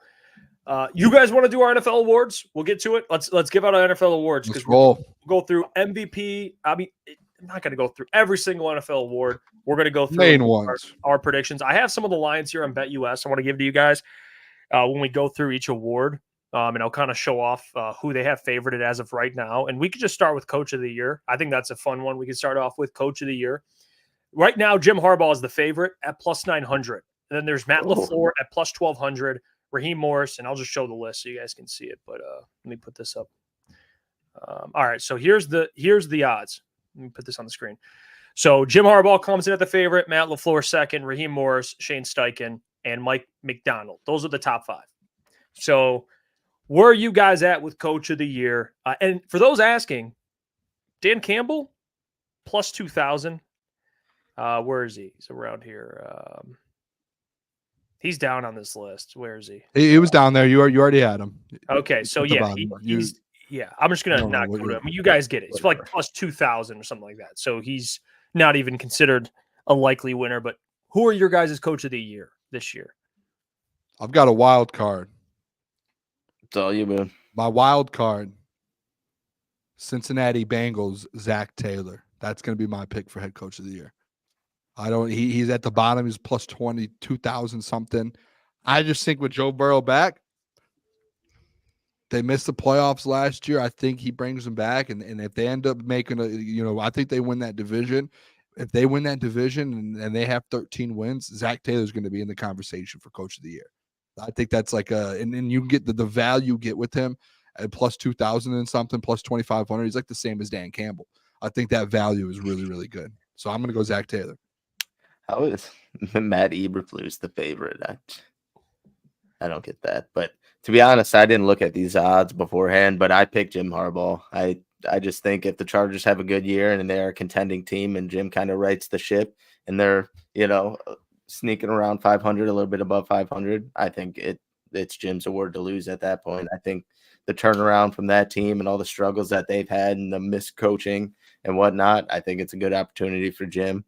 Another one I like is DeMeco Ryans. I think if Texans come out and, they're an elite team again and the jump they made in year one with him, I think, it's only going to be up from there. So I like DeMeco Ryans and Jim Harbaugh. Yeah, in correction, didn't see that. Eberflus is the favorite. Jim Harbaugh. Okay, that makes sense. Raheem Morris, and then you have Matt LaFleur. So, yeah, definitely not mad at Eberflus. I'm surprised Jim's plus 900 though. Kind of makes me want to change my pick a little bit, but it is what it is. Who are you rolling with, Jeff?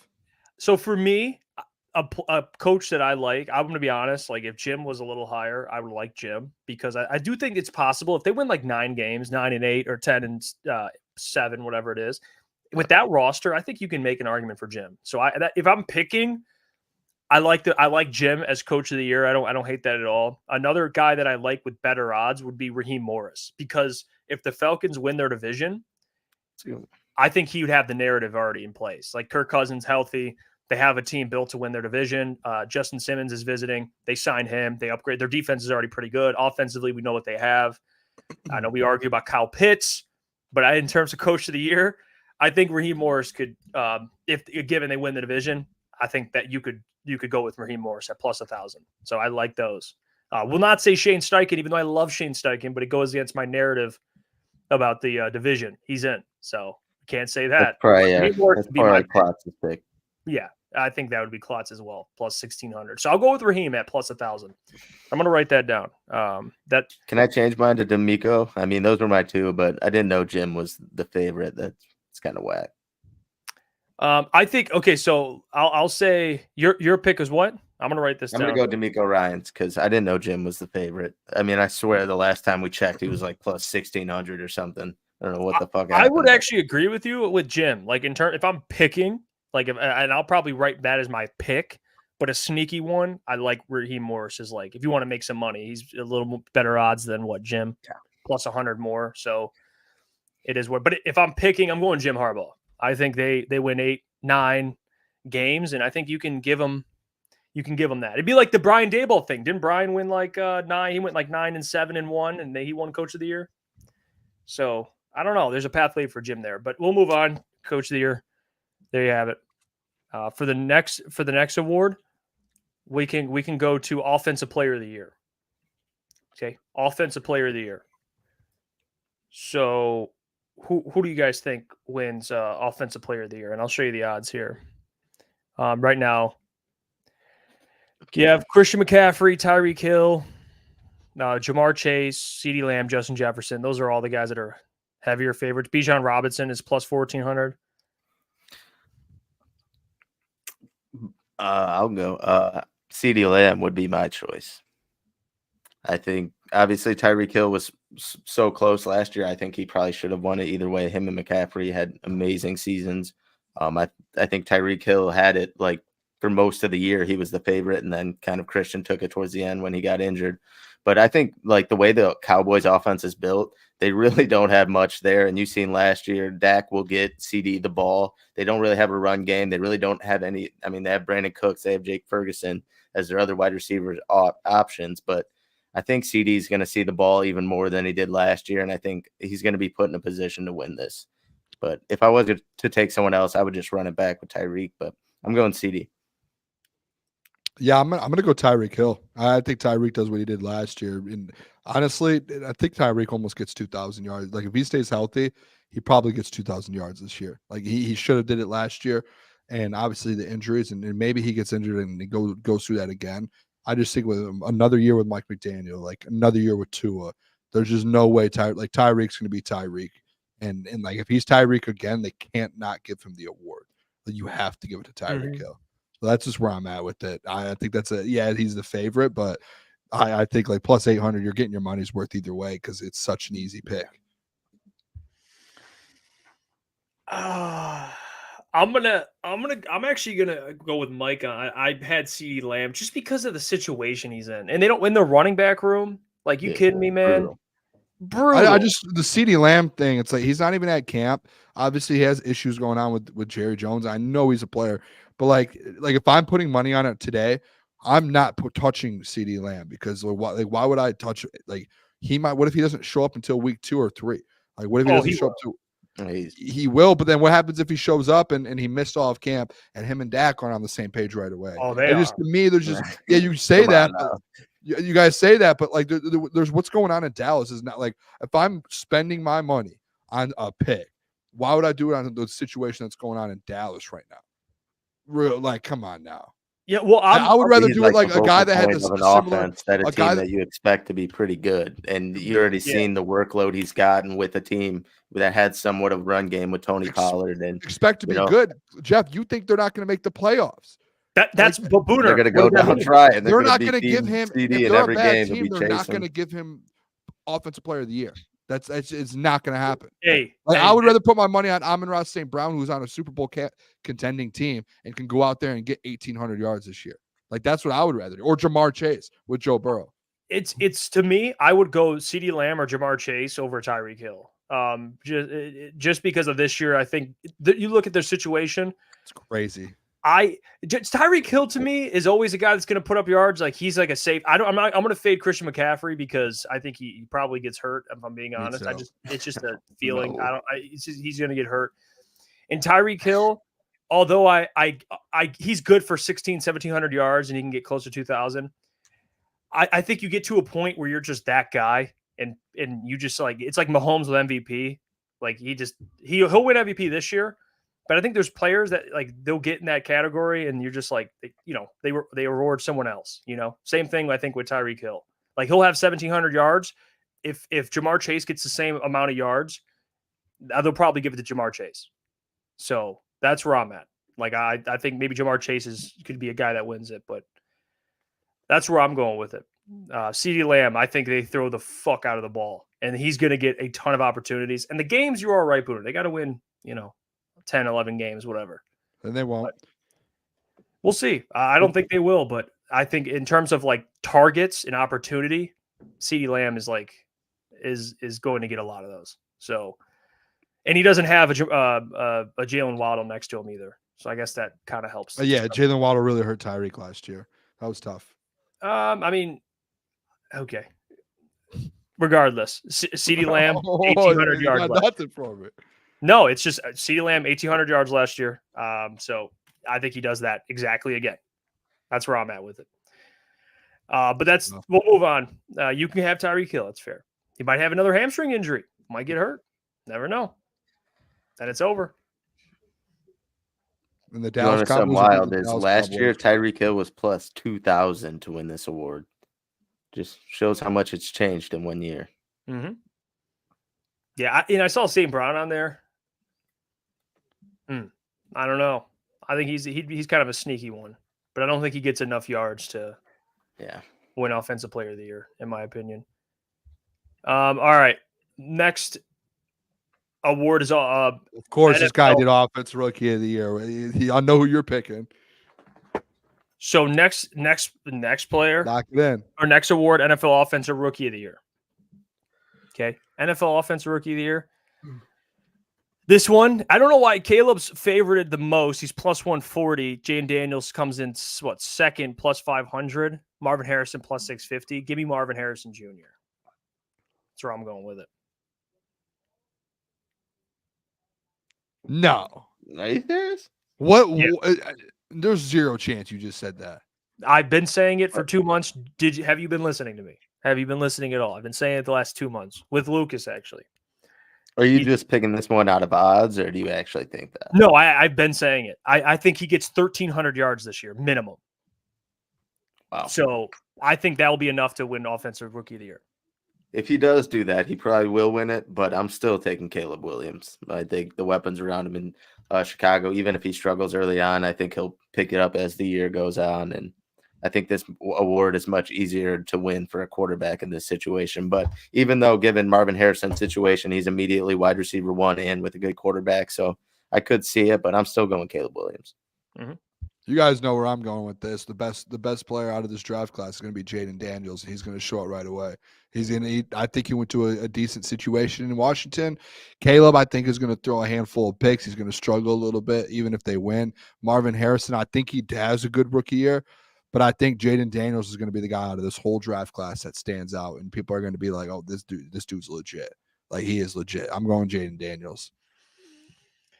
Yeah, and again, for the Caleb thing, quarterback favorited award. That's usually how it goes. But if there's a receiver like Marvin Harrison Jr., I think he can break the mold. Like, I think he puts up numbers where you're like, this guy, we have to give him the award. Like, that's how I feel about it. Like, if Caleb and Jaden have to have a CJ Stroud, in my opinion, that type of year to lock it up. Like, I think Caleb and Jaden it'll be pretty close all year.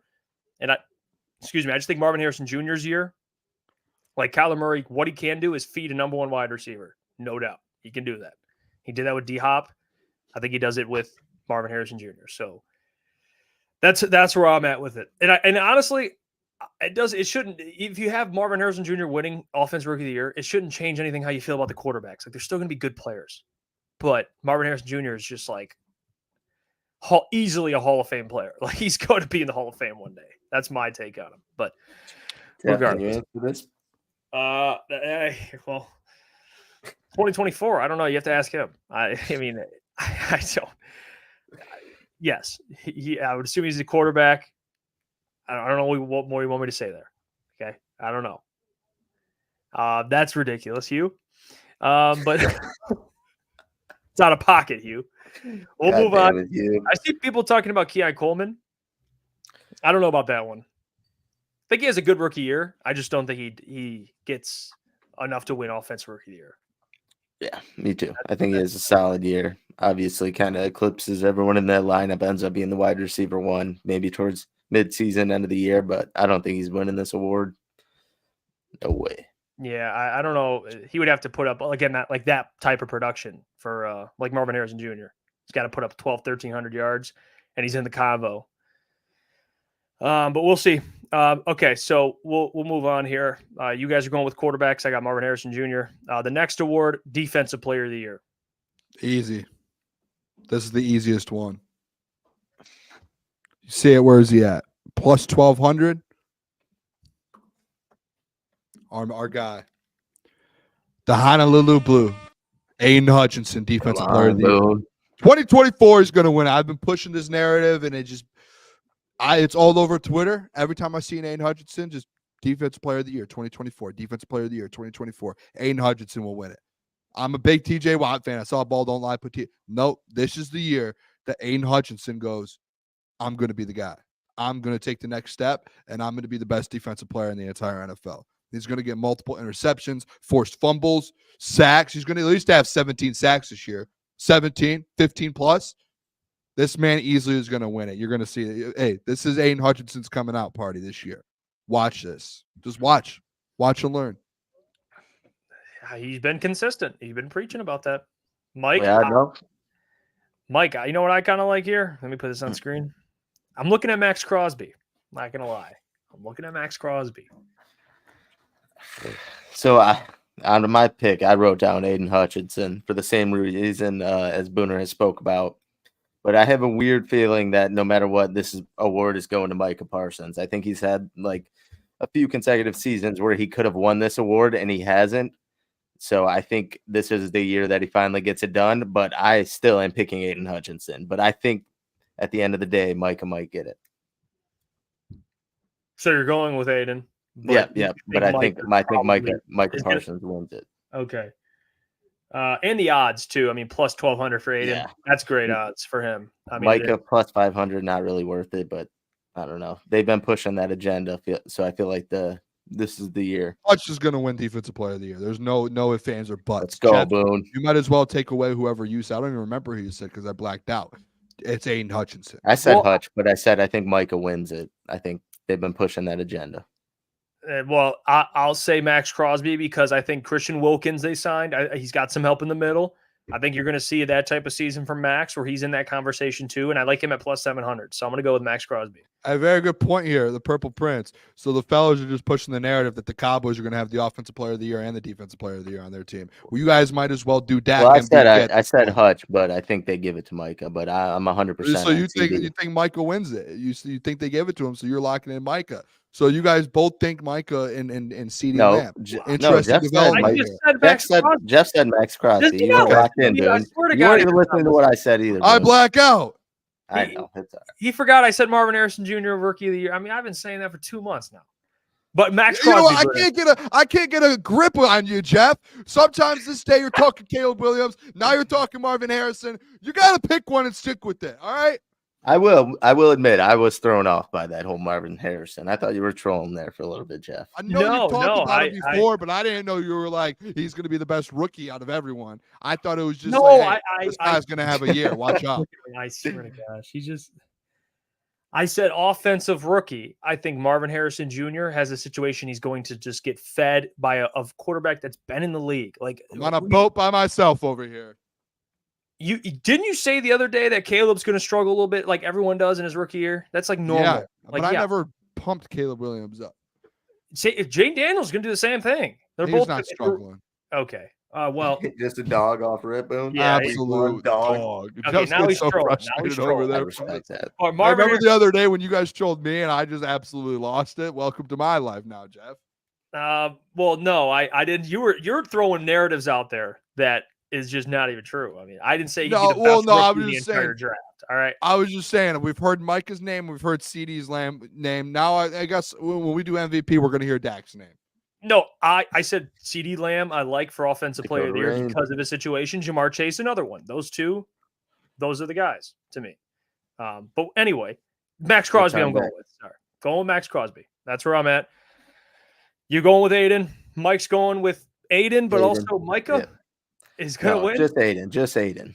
All right. I was gonna have to say, hey, it's either you're on the Aiden train or you're off it. And but I'm on the boat by myself right now. Are you hopping out with me, Gentry? Are you gonna row with me here? Let's go, baby. I'll help you row the boat, Boone. I'll help you row the boat. What about comeback player of the year? Aaron Rodgers. Shit, I didn't even put this one on here. Aaron Rodgers. It's got to be Aaron, right? Yeah, I don't even know if we have to discuss this one. Aaron Rodgers, Achilles, the running out with the flag, and then he goes down, and then he's going to come back, and I bet you he's in the MVP conversation, and he's going to be in that conversation. So, defensive rookie of the year. I have one. Who do you think? Guys? Did the Dallas Cowboys pick who was their draft pick? Fuck, who was it? You guys probably should know this. You picked them here. I'll text Jerry. I'll figure it out. No, I'm going to go Dallas Turner. I'm going to go Dallas Turner. I don't think this is like an award where it's really going to come down to like wins or anything. It's the same thing with the offensive rookie of the year. Like an offensive player or a rookie can win it and they could have 5 wins and they'll just win it because they just go out there and they have an insane amount of stats. I think Dallas Turner is going to probably lead rookies in sacks. In my opinion, I think he will. I think he's in Minnesota. He's in a good spot to where he's kind of like that dude on the defensive line right now. And I think he's going to dominate a little bit this year. From what I'm hearing, it sounds like Dallas Turner is an absolute dog, which scares me being in the NFC North. But it sounds like he's going to be an absolute dog over for that defense. So I'm going to go Dallas Turner. I'm going to go Latu.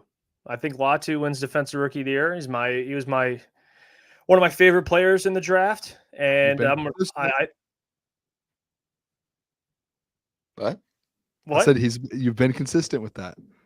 So he does listen. Yeah, Latu is a guy that I do like. I do like Latu. I think I'm going to go with Latu here. I think he can get anywhere from 8 to 11 sacks this year. I think he'll get closer. I think he'll get double-digit sacks. So give that man defensive rookie of the year. I'm going to go with Latu. Huh. I think it's between Latu and Dallas Booner, to be honest. That's where I'm at. Me I think too. it's those two. I think this vote, the odds are correct in terms of what the race will be. Well, I was going to do Latu but now I'm switching it up. I'm going to do Quinyon Mitchell. All right. I think he's going to get a lot of matchups that aren't favorable to him. And if he shows up in those matchups, this may propel him. If he lives up to the hype of being the best cornerback in this draft, he certainly has to go out there and show it. But he may be facing a lot of wide receiver ones and good matchups. So I'll go with Quinyon, especially what was he, plus 1,200?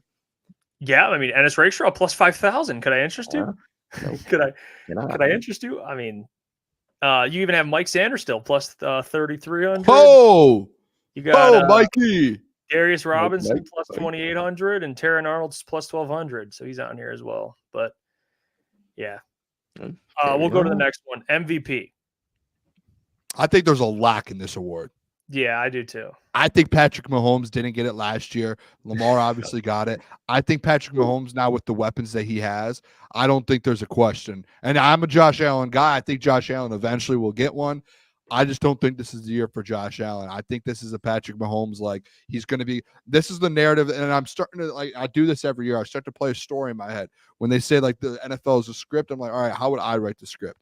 I think what they do is back-to-back Super Bowls, wants to come in and prove himself for a third year, back-to-back, and he's going to go for an MVP, wins the MVP. They're like, oh, this is Patrick Mahomes at his best, goes through the playoffs, loses in the Super Bowl to the Detroit Lions. And I think that's like the storyline. And I think it's like this is the Patrick Mahomes' best year of his career. All right. Coming in at plus 1,600, Dak Prescott. No, I'm just kidding. I think it's going to be I think it is going to be Mahomes. I was kind of spot on with you.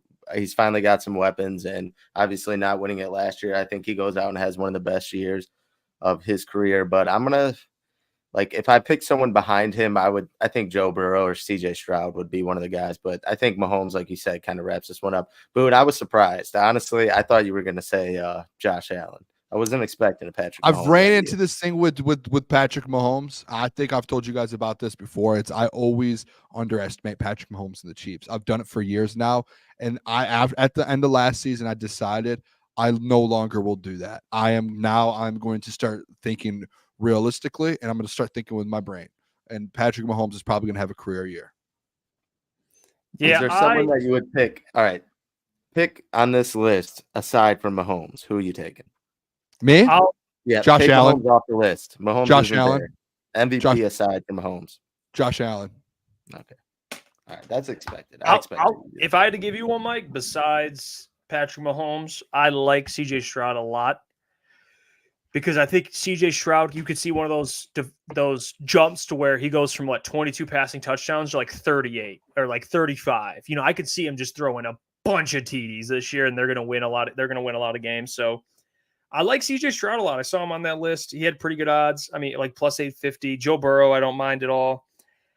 I don't really know who else. I was like, I'm trying to think of other names. I mean, I see let's back up.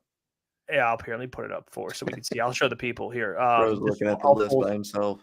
I'll full screen it so we can show you guys. But yeah, I'm looking at some of these names. I mean, if anyone sticks out to you that you like, I mean, I see Goff's plus 1,800 on here. To be honest, I don't think that's worth it, in my opinion. Yeah, I agree with that. He was like plus 3,000 last year. So, and I think the receiving core obviously still has some question marks around it, which I don't think will end up being a problem. I think they'll be fine as a team. But, I mean, I think the odds themselves should be a little bit higher. I mean, I'm looking at, can I interest you in maybe Justin Fields at plus 12,500? Jesus, fuck. Why do they even have him on here? Yeah. They actually have Russell Wilson on here too because they don't know who started. Russell Wilson plus 6,000. Don't let Russ get hot. Yeah, I mean, I'm looking at some of these names. I mean, Jordan Love plus 1,400. I don't know about that one. I don't know.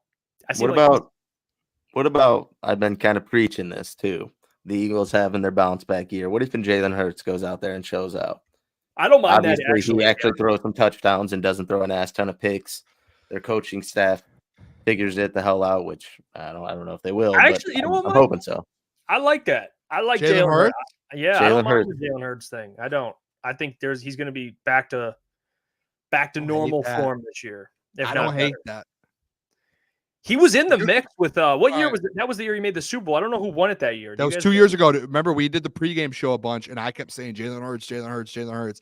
And Jeff, me and you were on the desk a lot 2 years ago for the pregame show, and I think you were Mahomes and I was Hurts, Yep, and then he remember went that. down. There he was like week 16. He was about to win the MVP. He had like 2 or 3 games left. All he had to do was just go out there, win the games, and put up just normal numbers, and he probably wins MVP. And he gets hurt, and then he ends up, I think it was Mahomes or someone ends up passing him up. But he was like that close to winning MVP 2 years ago. You already know he's going to get a ass ton of rushing touchdowns, even with Saquon Barkley there. So, like, if he figures out the passing game again and kind of gets that refigured out, I think it might be good for those odds. Can I give a dark horse over plus 1,000 one?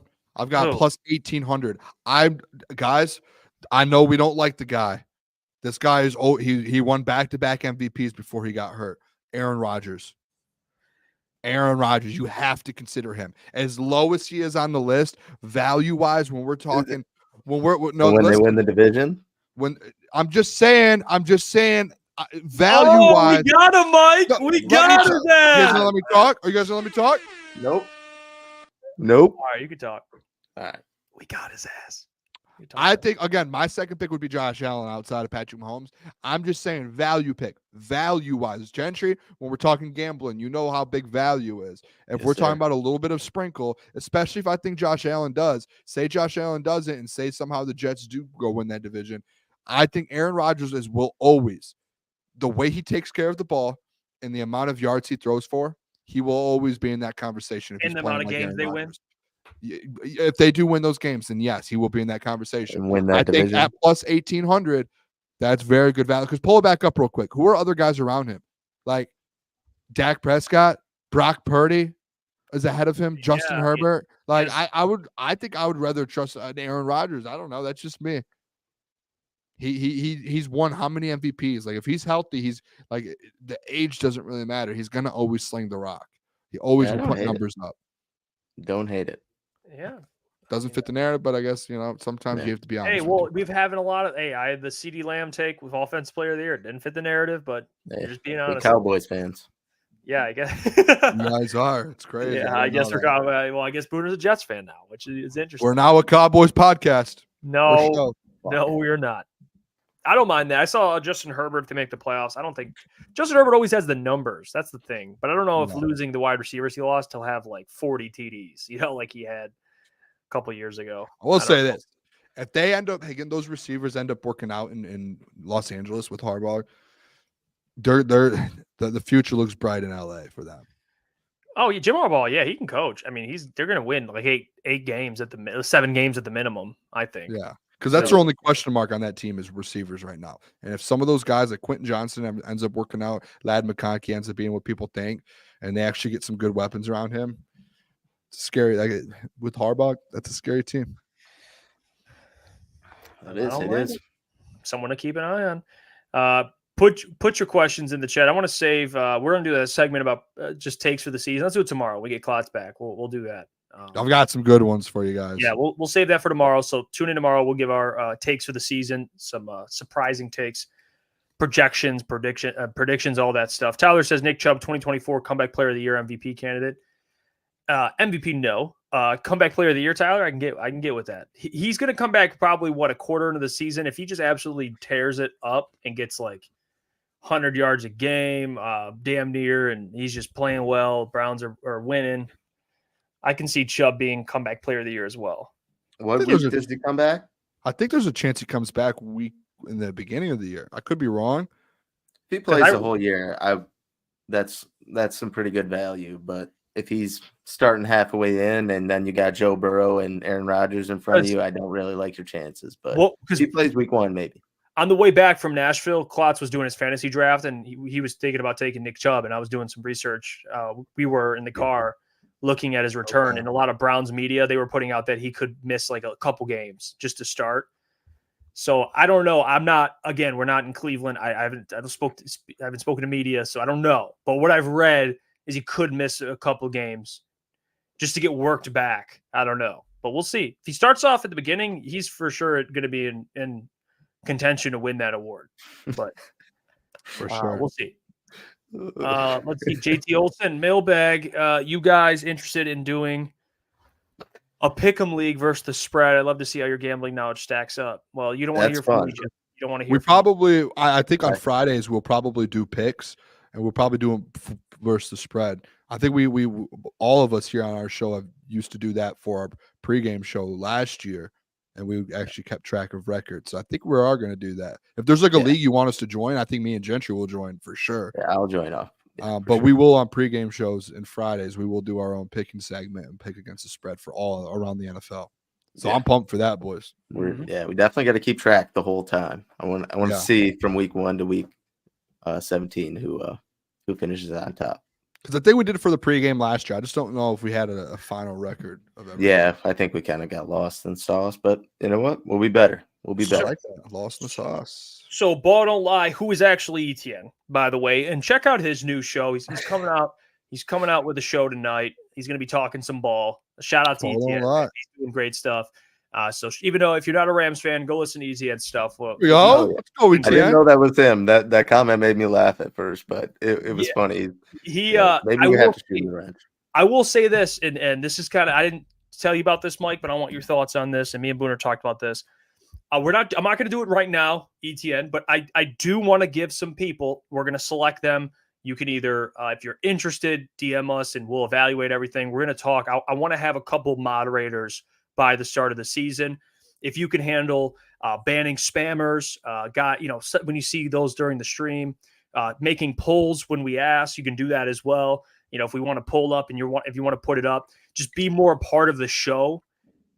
We're gonna give some day one people that have been in the chat for a while moderator. So we're not gonna give a bunch of people moderator, but we're gonna pick some people. If you're interested in that, let us know and we'll consider you. It's nothing personal if we don't pick you. It's gonna be a couple people that we pick. We could always rotate it every couple months or whatever. But if you mess up, you're done. So we can keep track of that. Yeah, you're not banning people for no reason. We won't tolerate that shit. Yeah. But if you want to put Coach Boone on, I could put Coach Boone's in charge of that one. No, there's a lot we of won't tolerate messing around. But that's why we're going to have to evaluate who it is. But we would love to have some more people. I know we got Coach currently, but other people as well. So Etienne, there's a lot of valid members. Etienne has been here since the very first show. I think he was the first person in our first show. So he's someone that I do trust. I know there's a lot of people that are like him as well. So keep an eye out for that before the season. I want to start building that community to moderators because it's hard. I mean, we're watching the preseason game and we got spammers and me and Booner are banning everyone are these spammers. It'd be nice if we had moderators that could help us out. So keep that in mind. But check out Etienne's show though. I can't give you moderator tonight, Etienne. We're going to wait for that. But check out his show. Shout out to him. Sorry about that. Mr. Detroit City, everyone check out ETN first live stream. There you go. You're showing some love as well. Can we get some? I was thinking, can we get some people drop some questions here for us? Yeah, Rishon says, mailbag, do you think Rakestraw could be an outside corner for us? I know they said nickel, but he looks great on the outside. I think there's a chance. Obviously, I think you're gonna, with the given situation, he's not going to be out there off rip. But I think if needed, I think he could definitely step up to the plate for sure. Yeah, and the thing is you have Terrion and Carlton, so it's tough. He has two guys in front of him. It's a tough go. So it's just like I think for Rakestraw, it's just more so like whenever you have a chance to get on the field. Like if they need you at nickel, if a Meek goes down or if Terrion goes down or if anyone goes down, it's step up and play. And I think he's going to end up finding at some point throughout the year. I bet you he's going to turn into a guy he can't keep off the field. So he'll end up he'll find his level there and he'll end up finding a spot where he fits in the defense. Yeah, that's what it comes down to. I don't know if he'll play outside given they have guys that are capable of doing that. Like you said, Booner, any way they can get him on the field, if he's that caliber of player, they're going to find a way, whether it's at nickel, outside. He's going to win a job if he lives up to that. So I don't really mind. I think with his ability, Lucas was first on this on our show. I will say that about him playing nickel when he was first drafted. I don't really hate the fit there either, but I get it. He played outside at Missouri, so we'll see. I think he's got some versatility to him for sure. So we'll see what job he takes because he got Carlton and Terrion out there, so he's got to beat one of those guys out. Steve Lehman, what do you think of Brad? What do you think Brad's keeping the $42 million for? Any splash signing this year, or does he roll it over to next season to give Hutch a fat extension? I think the splash signing would have happened by now. Obviously, I think that type of player, if you did one of those signings, he would already be on your team in that training camp. But who knows? He might make a deadline deal or whatever to get an expiring contract or something. But I do think he is keeping majority of that money safe for Hutch. Yeah, I agree with you, Mike. Maybe a little Ellie McNeil too. So who knows? I'm interested in the rollover money. I guess I need to do more research to figure out how that works. Like, because obviously there's still the cap space. Obviously, like I'm just interested to see how that works. Like, how will that affect your cap for next year? I don't know. I guess I need to do my research tonight or tomorrow on that because like he is saving money for something. Obviously, like I don't think it's like he has anything specific in mind. I think it's just more so like as a smart GM, you always it was like in college, like you always, and I don't think people really think about this type of stuff, but you only get a certain amount of scholarships, you know, as a college coach, and you're always trying to save, you know, a handful of them, you know, for the December for when a transfer portal opens up, or you're always trying to make sure you have open spots on your roster. I remember when I coached college basketball, that was something we always were cautious on. Hey, we want to keep a scholarship open, 2 scholarships open come January if a guy transfers with the portal. It's like that. I don't know. That's how I look at it with Dan. It's like the Matthew Judon thing arises, and it's like you have $42 million open for. All right, so Matthew Judon, all right, you're able to make that move when other teams can't, and you already have the best roster in the NFL. Like I think he just saves it so he could take on contracts if he needs to. Yeah, and you got a Lee McNeil coming up too. So he's a guy that if he has a big year, you got to pay. So I think the Judon thing makes even more sense because you trade for him. He takes up some of that cap this year, and if you want to let him go, you have the money to re-sign the Leam and re-sign Hutch, get those deals done. Even though the Hutch deal won't kick in until what would that be? Would that be Hutch? What, year 4? Yeah, because I think you're 4 more years after that. So the option. So yeah, it would take a little bit. Maybe, but Judon probably wants a long-term deal. So we'll see how that. You got. I think you can get Judon on a 2-year deal. Honestly, if you can do it, I mean, get it done. Maybe I'm crazy, but I think the 2-year deal is like very realistic. Let's see, Freddie, which games do you plan on attending live? I'm definitely going to the Lions Colts game in Indy. I do want to come to Ford Field for a game, probably the Titans game. I'll be home. It's going to be tough for us. I mean, we're doing pregame, watch party, and postgame. So, and I've heard like a lot of the tickets are already pretty much, at least home games are like sold out. So, yeah, I'll probably go to 0. To be honest, I'll probably just be all I don't straight. know. Yeah, I didn't go to any last year. I'll probably won't this year.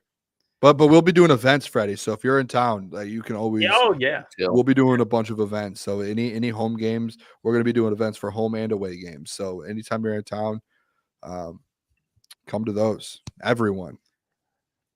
Yeah, well, that's probably how it's going to be. I read that like the season tickets or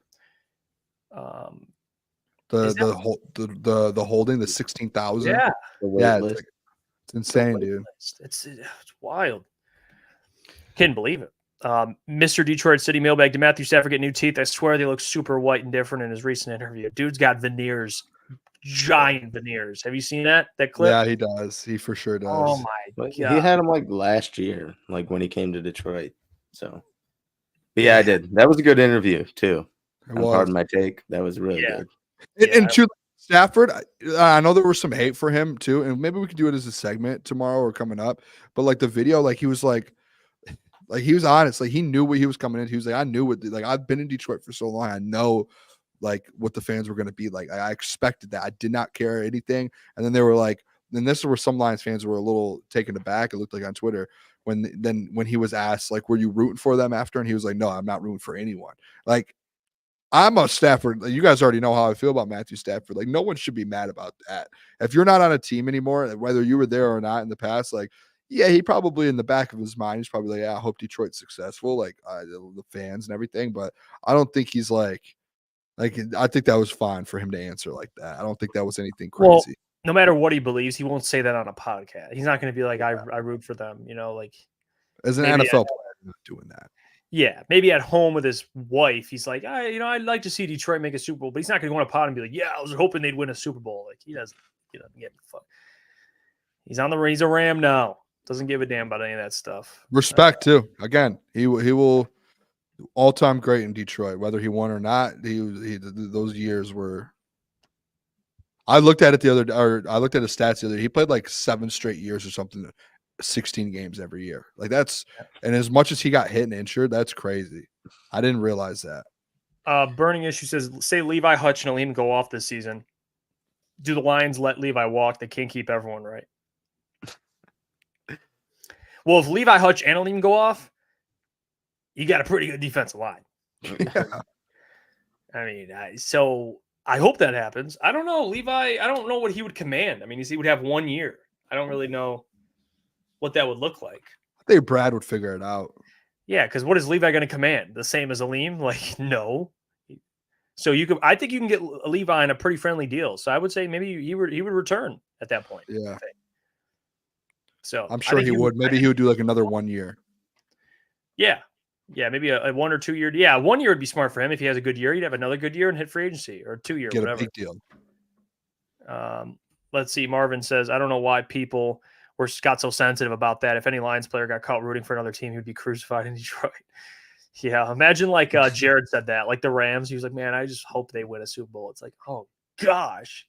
Yeah, like if say we would have lost to them, and then the Jared Goff interview after was, hey Jared, like, are you rooting for the Rams? And if he was like, yeah, I love Sean McVay, like, I hope they go win this, like, he'd be like, no, I'm not rooting for anyone. Like, I'm just watching football. Well, we're gonna head out of here.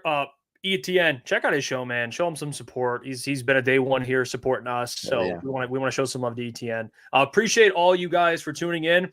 Tomorrow the doc will be on. Thursday we got Micro Mike, and Friday we got Corey Woods. So we got 3 guests in the next 3 days. Absolute banger shows. Tune in for them. They're going to be providing insight to training camp, injuries, all that, and much more. So please come join us tomorrow, 8 p.m. to 10 p.m. Subscribe. Continue to support us. Buy merchandise. OfficialCTSports.com. Got sweet merchandise. Get yourself a Crunch Time hat. Me and Mike are rocking it. Or they got other stuff as well. So are you going to be live Saturday? I have a wedding. All right. I have a cousin getting married. I'll be live. Shout out to Adam. I have a wedding. I'm going to try and make it at the beginning. What time's the game? 4:00. Okay, I'm going to try my best to make it to the beginning. We will be live. We will be live. We'll be yes. live. To answer that question, yes, we will. I want to watch this Saturday. I know that I want to see. I think the Chiefs are playing their starters for a little bit. We'll probably be live at 3:00 on Saturday for an hour before, and then the game. So come hang out on Saturday. Until then, guys, take care. Have a safe night. Stay blessed out there. We'll see you guys tomorrow. Till then, deuces.